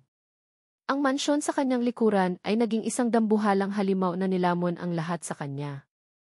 Mula sa bintana ng kanilang silid, tahimik na pinanood ni na Marco at Maya ang lahat. Nakita nila kung paano kinalagkad palabas ang kanilang tita Ara. Nakita nila ang pagsara ng gate. At sa kanilang mga murang isipan, naramdaman nila ang isang kalungkutan na hindi nila maipaliwanag. Isang pagkawala. Pumasok si Miguel sa loob ng bahay, nanginginig sa galit. Ngunit habang unti-unting humuhupa ang kanyang emosyon, isang nakakabinging kahungkagan ang pumalit dito. Tumingin siya sa paligid. Si Katrina na inaalo ang mga bata. Ang mga katulong na nagmamadaling maglinis. Nanalo siya. Napaalis niya ang manloloko. Pero bakit parang siya ang natalo? Bakit parang may nawalang isang importanteng bahagi ng bahay na ito? Umakyat siya sa silid ni Max. Kailangan niyang makita ang kanyang anak. Kailangan niyang siguraduhin na ligtas ito. Mahimbing na itong natutulog sa kanyang kuna, pagod sa matinding pag-iyak. Inayos niya ang kumot nito, ang kanyang mga kamay ay nanginginig pa rin. Pag-ikot niya para umalis, may natapakan siyang isang bagay na malambot sa sahig. Isang maliit na teddy bear. Ang paboritong laruan ni Max. Ang teddy bear na sira dati, ngunit tinahi at inayos ni Ara. Pinulot niya ito, balak na ilagay sa tabi ng kanyang anak. Ngunit habang hawak niya ang maliit na laruan, may naramdaman siyang isang bagay na matigas sa loob nito. Isang bagay na hindi dapat nandoon. Dahil sa kuryosidad, kinapa niya ang tahi sa likod. Ginamit niya ang kuko para kalasin ang tahi na ginawa ni Ara. Dahan-dahan niyang inilabas ang kung anumang bagay na iyon. Hindi ito buttons. Hindi ito piraso ng plastic. Ito ay isang maliit, itim at parisukat na bagay na may maliit na lente. Isang mini voice recorder. Kumunot ang noo ni Miguel. Bakit magkakaroon ng voice recorder sa loob ng laruan ng anak niya? Anong ginagawa nito rito? At sino ang naglagay nito? Hawak ni Miguel ang maliit na voice recorder na parang isang bombang sasabog anumang oras. Ang isip niya, na kanina lang ay puno ng galit at katiyakan, ay biglang napuno ng isang malaking tandang pananong. Sino ang naglagay nito rito? At bakit? Ang unang pumasok sa isip niya ay si Ara. Isa na namang paraan ng paniniktik. Ngunit bakit sa laruan ng sarili niyang anak? Walang lohika. May isang maliit na play button sa gilid. Nanginginig ang kamay na pinindot niya ito. Sa simula, mahinang ugong lang ang narinig niya. Ngunit pagkatapos, isang boses ang pumailan lang. Boses ni Katrina. Sige, iiyak ka lang dyan, Max. Mas maganda kung malakas. Para kapag dumating ang papa mo, ikaw ang una niyang maririnig. Natigilan si Miguel. Nanlaki ang kanyang mga mata. Hindi iyon ang inaasahan niyang maririnig. Nagpatuloy ang recording. Isang boses ng lalaki ang sumagot, boses na hindi niya kilala. Ma'am, sigurado po ba kayo rito? Baka mapano iyang bata. Huwag kang mag-alala, sagot ni Katrina, may halong inis sa boses. Saglit lang naman to, ang importante, makuha natin ang tamang timing. Kapag nakita mo nang papalapit ang kotse ni Kuya, itulak mo ng bahagya ang bata sa pool. Yung hindi naman siya malulunod agad. Ako na ang bahalang sumigaw at tumalon. Tandaan mo, dapat mukha kang nagulat at wala kang alam. At siguraduhin mong wala sa paligid ang yaya o si Ara. Isang mahabang katahimikan. Paano si Ara, ma'am? Narinig ni Miguel ang isang mapaklang tawa mula kay Katrina. Si Ara? Siya ang magiging bida sa palabas na ito. Siya ang pabaya. Siya ang magnanakaw. Siya ang dahilan ng lahat. At sa wakas, mapapalayas na rin siya. Simple, di ba? Pinatay ni Miguel ang recording. Ang katahimikan sa silid ay nakakabingi. Ang tanging maririnig ay ang malakas na pagkabog ng kanyang dibdib. Paulit-ulit na umalingaw sa kanyang isipan ang mga salita ni Katrina. Siya ang magiging bida sa palabas na ito. Siya ang pabaya. Siya ang magnanakaw. Sa wakas, mapapalayas na rin siya. Isang palabas. Isang kasinungalingan. Isang perpektong plano. At siya ang naging pinakamagaling na aktor sa palabas na iyon. Ang bulag na manonood na pumalakpak sa maling bida. Ang galit na naramdaman niya para kay Ara ay biglang nawala. Napalitan ito ng isang damdamin na mas masahol pa, isang nakakaparalisang pagsisisi. Binalikan niya ang lahat. Ang mga litrato. Ang text message. Ang bank statement. Ang recording na ipinarinig sa kanya ni Katrina. Lahat ng iyon peke. Lahat ng iyon parte ng masalimuot na planong ito. Kinapa niya ang kanyang cellphone at nanginginig na tinawagan ang hepe ng kanyang security team. Gusto kong makuha ang lahat ng footage sa buong mansyon sa nakalipas na 2 buwan. Lahat. Walang labis, walang kulang. Ipadala mo sa akin ngayon din. Habang hinihintay niya ang footage, isang bagay ang malinaw na sa kanya. Pinalayas niya ang isang inosenteng babae. Itinapon niya ito sa gitna ng ulan, walang dala, dahil sa isang kasinungalingang nilamon niya ng buo. Samantala, sa kabilang bahagi ng syudad, basang-basa at nanginginig sa ginaw, walang ibang maisip si Ara kundi ang kanyang ama. Saan siya pupunta? Wala siyang pera. Wala siyang cellphone. Wala siyang kahit ano. Naglakad siya ng walang direksyon hanggang sa may isang patrol car ng pulis ang huminto sa tabi niya. Miss, anong ginagawa niyo dito? Gabi na at umuulan, tanong ng isang pulis. Doon na bumigay si Ara. Humagulgol siya. Ikinuwento niya ang lahat, ang pagpapalaya sa kanya, hindi ang tungkol sa kontrata, kundi ang tungkol sa akusasyon ng pagnanakaw at kapabayaan. Naawa ang mga pulis. Isinakay siya at dinala sa pinakamalapit na presinto para kahit papaano ay makasilong. Sa loob ng presinto, habang umiinom ng mainit na kape na bigay ng isang babaeng pulis, isang mukha ang pumasok sa isipan ni Ara. Si Inspector Cruz, isang matandang detective na humawak noon sa kaso ng kanyang ama. Isa siya sa iilang opisyal na nagpakita ng simpatya at nagduda sa bilis ng pagkalutas ng kaso. "Pwede ko po bang makausap si Inspector Cruz?" tanong niya. Nasa ibang presinto na raw ito, pero dahil sa awa, tinulungan siya ng mga pulis na matawagan ito. Sa kabilang linya, naaalala pa siya ng matandang detective. "Inspektor," sabi ni Ara, ang boses ay desperado ngunit may determinasyon. "Tungkol po sa kaso ng tatay ko, si Tomas Maliksi. May hinala po ako. Alam ko pong maliit na bagay ito, pero buhay po ng tatay ko ang nakasalalay dito. Ang pirma po ng nag-iisang testigo, sigurado po akong pineke lang iyon. At alam ko po kung sino ang gumawa." May narinig siyang katahimikan sa kabilang linya. At pagkatapos, isang buntong hininga. "Miss Maliksi, matagal na rin akong may kutob sa kasong iyan. Masyadong malinis. Masyadong mabilis. Sige, pumunta ka sa opisina ko bukas. Mag-usap tayo. Titingnan natin ulit yan." Isang sinag ng pag-asa. Sa gitna ng kadiliman, isang maliit na sinag ng pag-asa. Sa mansyon, natanggap na ni Miguel ang access sa lahat ng TV footage.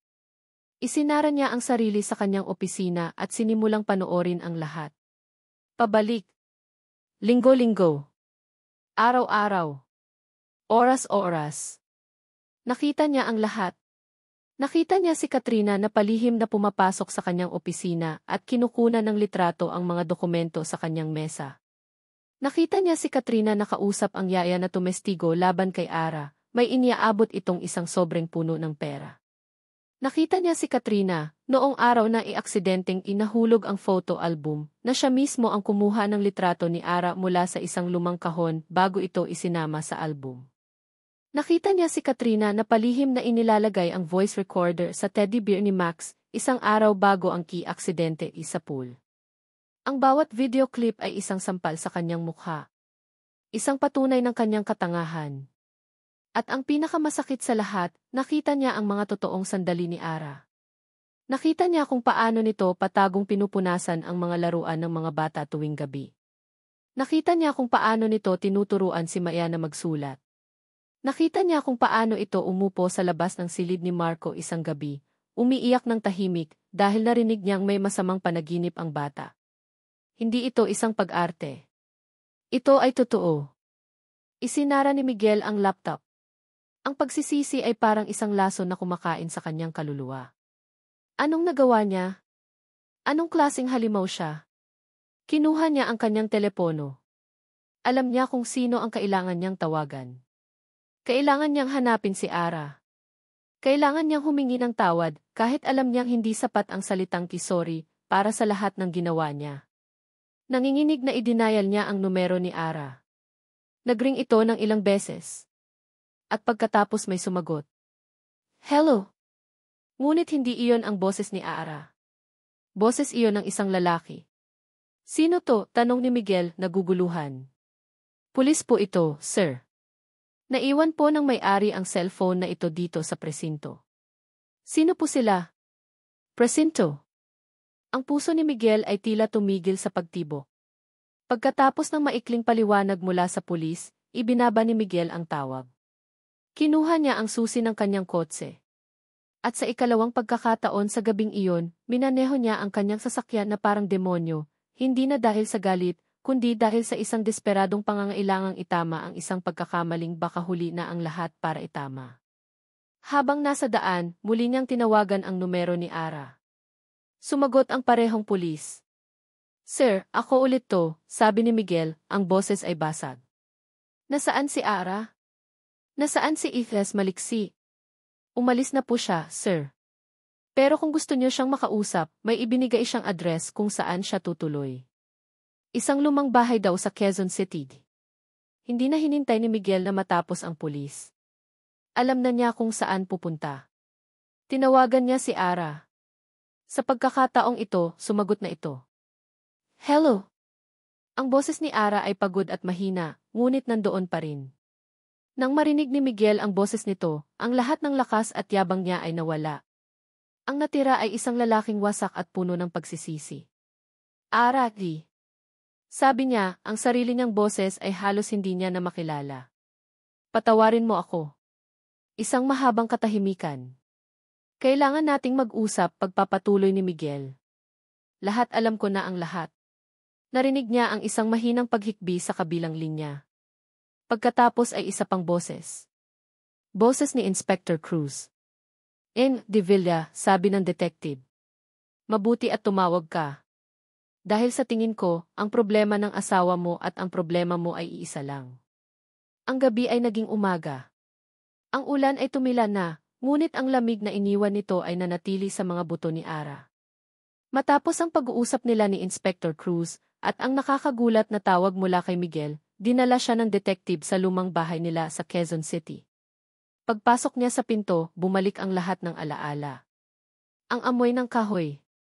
Ang mga lumang muebles na pinag-ipunan ng kanyang mga magulang. Ang katahimikan. Ngunit ngayon, hindi na ito ang tahanan na nagbibigay ng kapanatagan. Isa na itong crime scene ng isang buhay na ninakaw. Ilang sandali pa, isang pamilyar na kotse ang huminto sa tapat ng bahay. Bumaba si Miguel. Nakatayo siya sa may pintuan, nakatingin dito habang papalapit ito. Ang SEC na dati mukhang hindi matitinag, ngayon ay may bakas ng pagod at pagsisisi sa kanyang mga mata. Suot pa rin ito ang damit mula kahapon. Ara, sabi ni Miguel, huminto sa harapan niya. Ang boses nito ay puno ng bigat. Hinawakan nito ang isang maliit na voice recorder. Narinig ko ang lahat. Tumango lang si Ara. Wala nang luha. Ang natira ay isang nakakapagod na pakiramdam ng pagiging tama, isang tagumpay na walang lasa. Ako rin, sabi niya. Nagsimula na akong alamin ang lahat. Sa loob ng sumunod na oras, sa loob ng maliit nilang sala, pinagtagpi nila ang kanilang mga natuklasan.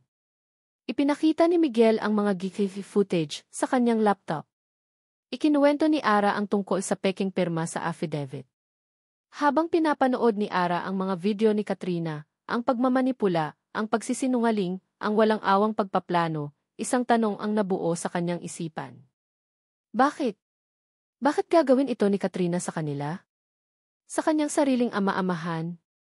Sa kanya? Ang galit ay nagsimulang pumalit sa kanyang pagkalito. May isa pa akong kailangang gawin, sabi ni Ara, tumatayo. Tinuro niya ang isang lumang bowl sa isang sulok. Ang susi nito. Hinahanap niya ito sa kwarto ko. Kung ano man ang nasa loob nito, sigurado akong importante. Ginamit ni Ara ang maliit na susi.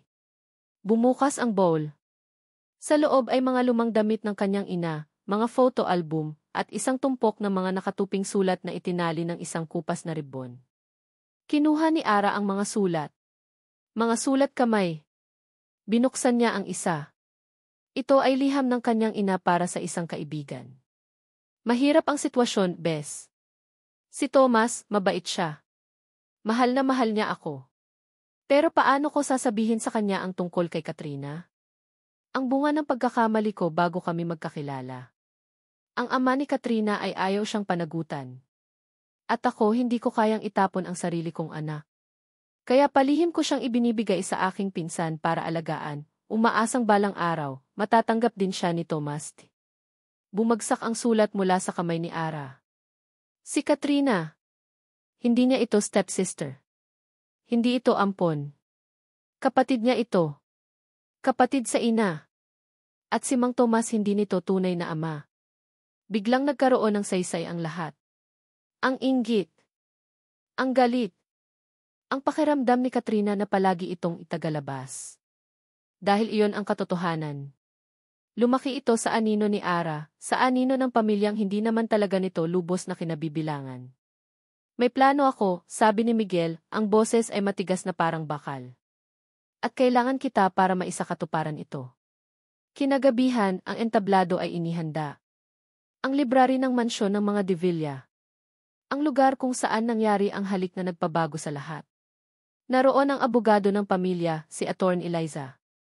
Naroon din ang dalawang pinagkakatiwalaang board member ni Miguel. At sa gitna ng lahat, si Katrina. Pumasok ito na may ngiti sa labi, nagtataka kung bakit may bigla ang family meeting. Kuya Miguel, ano to? Tanong nito, ang boses ay puno ng pagkukunwaring inosente. Umupo si Miguel sa kanyang silya, sa likod ng kanyang malaking mesa. Si Ara ay nakatayo sa tabi niya, tahimik at matatag. Katrina, simula ni Miguel. Dahil sa ipinakita mong katapatan sa pamilyang ito, at sa pag-aalaga mo sa aking mga anak, nagpasya ako. Ibibigay ko sa iyo ang 10% ng shares ng kumpanya. Nanlaki ang mga mata ni Katrina sa gulat at kagalakan. Ang pangarap niya, abot kamay na. Talaga, kuya. Naku, maraming salamat. Pero bago yan, pagpapatuloy ni Miguel, may ilang formalidad lang tayong kailangan. Attorney Liza, please proceed. Tumayo ang abogado. Sandoval, bago po natin pirmahan ang mga papeles, may ilang audio-visual presentation lang po na kailangang i-play para na rin sa record ng board. Pinindot ng abogado ang isang remote. Isang malaking screen sa likod ni Miguel ang biglang umilaw. Ang unang video, si Katrina, kausap ang yaya, inaabutan ng sobre. Nawala ang ngiti ni Katrina. Ano yan? Bakit niyo yan pinapalabas? Ang sumunod na video, ang kikiki footage ni Katrina na palihim na pumapasok sa opisina ni Miguel. Kuya, huwag kang maniwala dyan. Edited yan, nagsimulang magpanik si Katrina. At pagkatapos ang huling alas. Ang audio recording mula sa teddy bear. Sige, iiyak ka lang dyan, Max. Ako na ang bahalang sumigaw at tumalon. Ang boses ni Katrina ay umalinggaw sa buong silid. Lahat ay nakatingin sa kanya. Ang mga board member. Ang abogado. Si Miguel. Si Ara. Hindi. Hindi totoo, Pakanan niyo, Pakana Elvis ng ahas did. Sigaw ni Katrina, itinuturo si Ara. Tapos na ang palabas mo, Katrina, malamig na sabi ni Miguel. Doon na sumabog si Katrina. Ang maskara ng kabaitan ay tuluyan ng nalaglag, inilalantad ang halimaw sa ilalim nito. Umamin ito, ang boses ay basag sa galit at pait. Tumayo ito, ang mga mata ay nanlilisik. Dan gumawa ng lahat. Bakit? Dahil pagod diki akong maging anino. Pagod diki akong maging ampon lang. Habang siya, dinuro nito si Ara, siya ang prinsesa. Siya ang laging bida. Siya, na may mapagmahal na ama. Samantalang ako. Sino ang ama ko? Sino ang pamilya ko? Ako na laging nasa dilim. Karapatan ko to. Karapatan kong kunin ang lahat ng dapat ay sa akin. Hinagis niya ang isang florera sa sahig. Nagkalat ang bubog. At ikaw, Tatay Tomas, lumingon ito sa direksyon ng pintuan. Salamat sa pagiging isang tanga. Napakadali mong maloko. Hindi niya alam na sa labas ng pintuan, kasama si Inspector Cruz, ay nakatayo si Mang Tomas, na pansamantalang pinalaya para saksihan ang lahat. Ang mukha ng matanda ay puno ng sakit at hindi makapaniwala. Kaya sinira ko kayo, pagpapatuloy ni Katrina, parang isang baliw. Sinira ko ang tatay niya. Sinira ko ang asawa mo, Miguel. Ako rin ang nagbigay sa'yo ng ebidensya laban kay Elena. Para mawala siya sa landas ko. At sinira ko rin siya, muli niyang dinuro si Ara. At muntik na akong magtagumpay. Muntik na. Sa hudyat ni Miguel, bumukas ang pinto ng library. Pumasok si Inspector Cruz kasama ang 2 pang pulis. Katrina Sandoval, formal na sabi ng inspektor. Inaaresto ka namin sa mga kasong frustrated murder, falsification of documents, at perjury. Nang makita ni Katrina ang mga pulis, ang lahat ng tapang niya ay nawala. Napaluhod siya, humahagulgol, hindi na sa pag-arte, kundi sa tunay na pagkatalo. Habang kinakabitan siya ng posas, ang mga mata niya at ni Ara ay nagtama.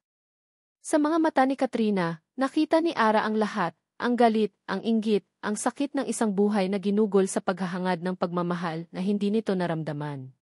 At sa isang saglit, sa halip na galit, awa ang naramdaman ni Ara para sa kanyang kapatid. Nang mailabas na si Katrina, ang silid ay binalot ng katahimikan. Tapos na ang lahat.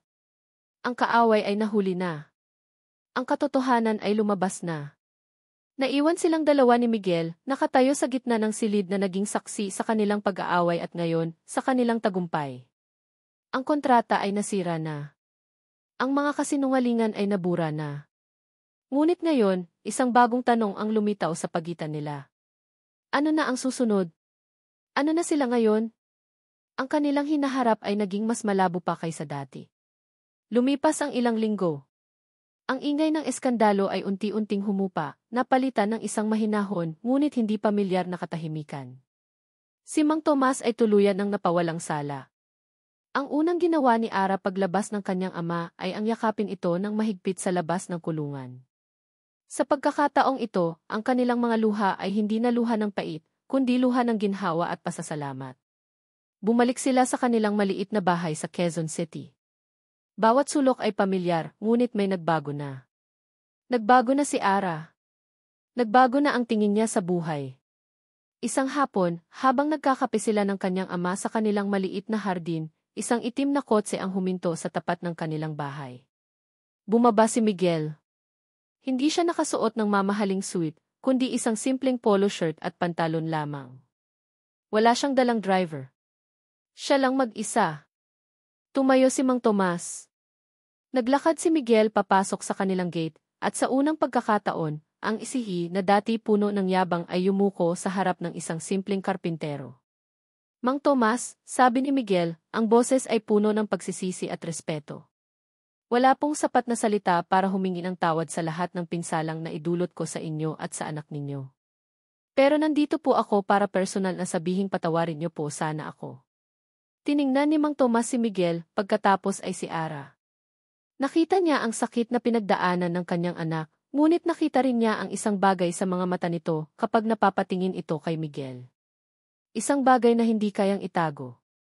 Ang Diyos nga nagpapatawad, ako pa kaya, mahinang sagot ni Mang Tomas. Pero hindi ako ang mas nasaktan mo, iho. Ang anak ko. Iniwan sila ng matanda. Naiwan si Ara at Miguel sa katahimikan ng hardin. Tiningnan ni Ara si Miguel. Ito ang lalaking naglagay sa kanya sa impyerno. Ngunit ito rin ang lalaking kasama niyang lumabas mula roon. Ang kontrata, ang kasunduan, wala na ang lahat ng iyon. Malayang-malaya na siya. Ngunit bakit parang may kulang? Kumusta na ang mga bata? Tanong niya, para basagin ang katahimikan. Hinahanap ka nila, sagot ni Miguel. Gabi-gabi. Si Maya, laging nagtatanong kung kailan ka babalik. Si Marco, kahit tahimik, laging sumusulyap sa kwarto mo bago matulog. Naramdaman ni Ara ang isang pamilyar na kirot sa kanyang puso.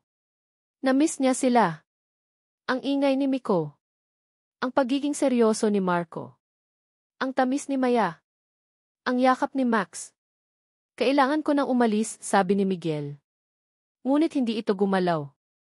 Nanatili itong nakatayo sa harapan niya. Ara, sabi nito, ang boses ay naging mas personal.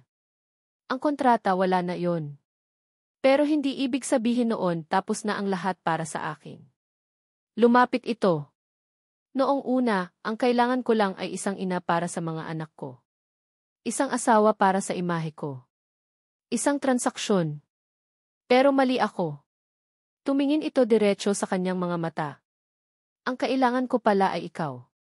Ang kailangan ng mga anak ko ay ikaw. Hindi bilang isang bayarang ina. Hindi bilang isang peking asawa. Hinawakan ni Miguel ang mga kamay ni Ara. Ang init nito ay ang tanging bagay na nagbibigay sa kanya ng lakas. Ang lahat ng takot niya sa pagtataksil, ang lahat ng pader na itinayo niya, ay gumuho na. Ang tanging natira ay ang katotohanan ito, ang buhay niya ay mas naging buo nang dumating si Ara. Hindi na ito kontrata, Ara, sabi niya, ang puso niya ay nasa kanyang mga salita. Ito ay pakiusap. Isang tanong mula sa isang lalaking natutong umibig ulit dahil sa iyo. Humugot siya ng malalim na hininga. Pwede bang maging pamilya tayo? Isang totoong pamilya? Walang kontrata. Walang bayad. Walang katapusan. Dahil lang sa mahal natin ang isa't isa.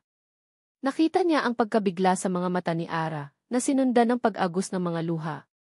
Ngunit ngayon, alam na niya ang pagkakaiba ng mga luha. Ang mga luhang ito ay hindi dahil sa sakit. Umiti si Ara sa gitna ng kanyang pag-iyak. Isang ngiting nagliwanag sa buong hardin. Isang ngiting matagal na niyang hinintay na makita. Dahan-dahan itong tumango. Sa isang iglap, ang lahat ng bigat sa dibdib ni Miguel ay nawala. Niyakap niya si Ara ng mahigpit, ibinaon ang kanyang mukha sa buhok nito. Salamat, bulong niya. Salamat. Sa yakap ni Miguel, naramdaman ni Ara na sa wakas, nakauwi na siya. Hindi sa mansyon, hindi sa maliit na bahay na ito, kundi sa mga bisig ng lalaking ito. Hindi naging madali ang sumunod na mga araw. Kinailangan nilang muling buuin ang tiwala. Kinailangan nilang pag-usapan ang mga sugat. Ngunit sa pagkakataong ito, ginawa nila iyon ng magkasama. Bumalik si Ara sa mansyon. Ngunit hindi bilang isang bayarang asawa. Bumalik siya bilang si Ara. Ang sumalubong sa kanya ay hindi na mga matang mapanghusga, kundi 4 na pares ng matang nananabik. Tita Ara, sigaw ni Maya, tumatakbo para yakapin ang kanyang mga binti. Bumalik ka, sabi ni Marco, at sa unang pagkakataon, isang tunay na ngiti ang sumilay sa mga labi nito. Hinawakan ni Miguel ang kanyang kamay. Welcome home, mahal ko. Ang huling eksena ay naganap makalipas ang ilang buwan. Isang maaraw na hapon sa isang beach. Ang buhangin ay mainit sa kanilang mga paa. Ang alon ay marahang humahalik sa dalampasigan. Si Miguel at Ara ay nakaupo sa isang banig, magkahawak kamay. Sa harapan nila, nagtatakbuhan ang 4 na bata. Si Miko at Marco ay naghahabulan. Si Maya ay masayang gumagawa ng sandcastle. Si Max, na medyo malaki na, ay tinatawanan ang mga kapatid niya. Ang kanilang mga tawa ay ang pinakamagandang musika sa buong mundo. Hindi na sila isang peking pamilya. Sila ay isang pamilya na binuo mula sa mga basag na piraso, pinatibay ng mga pagsubok, at pinagbuklod ng isang pag-ibig na hindi isinilang sa perpektong sitwasyon, kundi sa gitna ng unos. Sumandal si Ara sa balikat ni Miguel. Salamat sa pagdating mo sa buhay namin, bulong ni Miguel, hinahalikan ang tuktok ng kanyang ulo. Ngumiti si Ara, pinapanood ang kanyang bagong pamilya. Salamat sa pagpapatuloy mo sa akin, sagot niya. Dahil sa huli, ang pag-ibig ay hindi tungkol sa perpektong simula. Ito ay tungkol sa paghahanap ng tahanan sa puso ng isang tao, at pananatili roon, kahit gaano pa kalakas ang mga bagyong darating. At dito nagtatapos ang kwento ni Ara at Miguel. Mga minamahal kong tagapakinig, maraming salamat. Salamat sa pagsama ninyo sa bawat pagsubok, sa bawat luha, at sa bawat ngiti sa paglalakbay ni Ara at Miguel. Ang inyong walang sawang pagsubaybay ang nagbigay buhay sa bawat kabanata. Habang isinusulat ko ang kanilang kwento, kasama ninyo akong nasaktan, naguluhan at umasa. Naramdaman ko ang bigat sa dibdib ni Ara sa bawat pagsubok, at ang pader na yelo sa puso ni Miguel na unti-unting natunaw. Ang kanilang pag-ibigan ay isang paalala na ang tunay na pagmamahal ay hindi matatagpuan sa isang perpektong simula. Ito ay hinuhulma sa apoy ng mga pagsubok, pinapatibay ng sakripisyo, at dinidiligan ng pagpapatawad. Ipinakita nila sa atin na ang pagpapatawad ay hindi lamang para sa taong nakasakit sa atin, kundi para na rin sa kapayapaan ng ating sariling puso. At higit sa lahat, ang kanilang kwento ay isang testamento ng pag-asa, na kahit gaano pa tayo kadapa, laging may dahilan para bumangon at muling magsimula.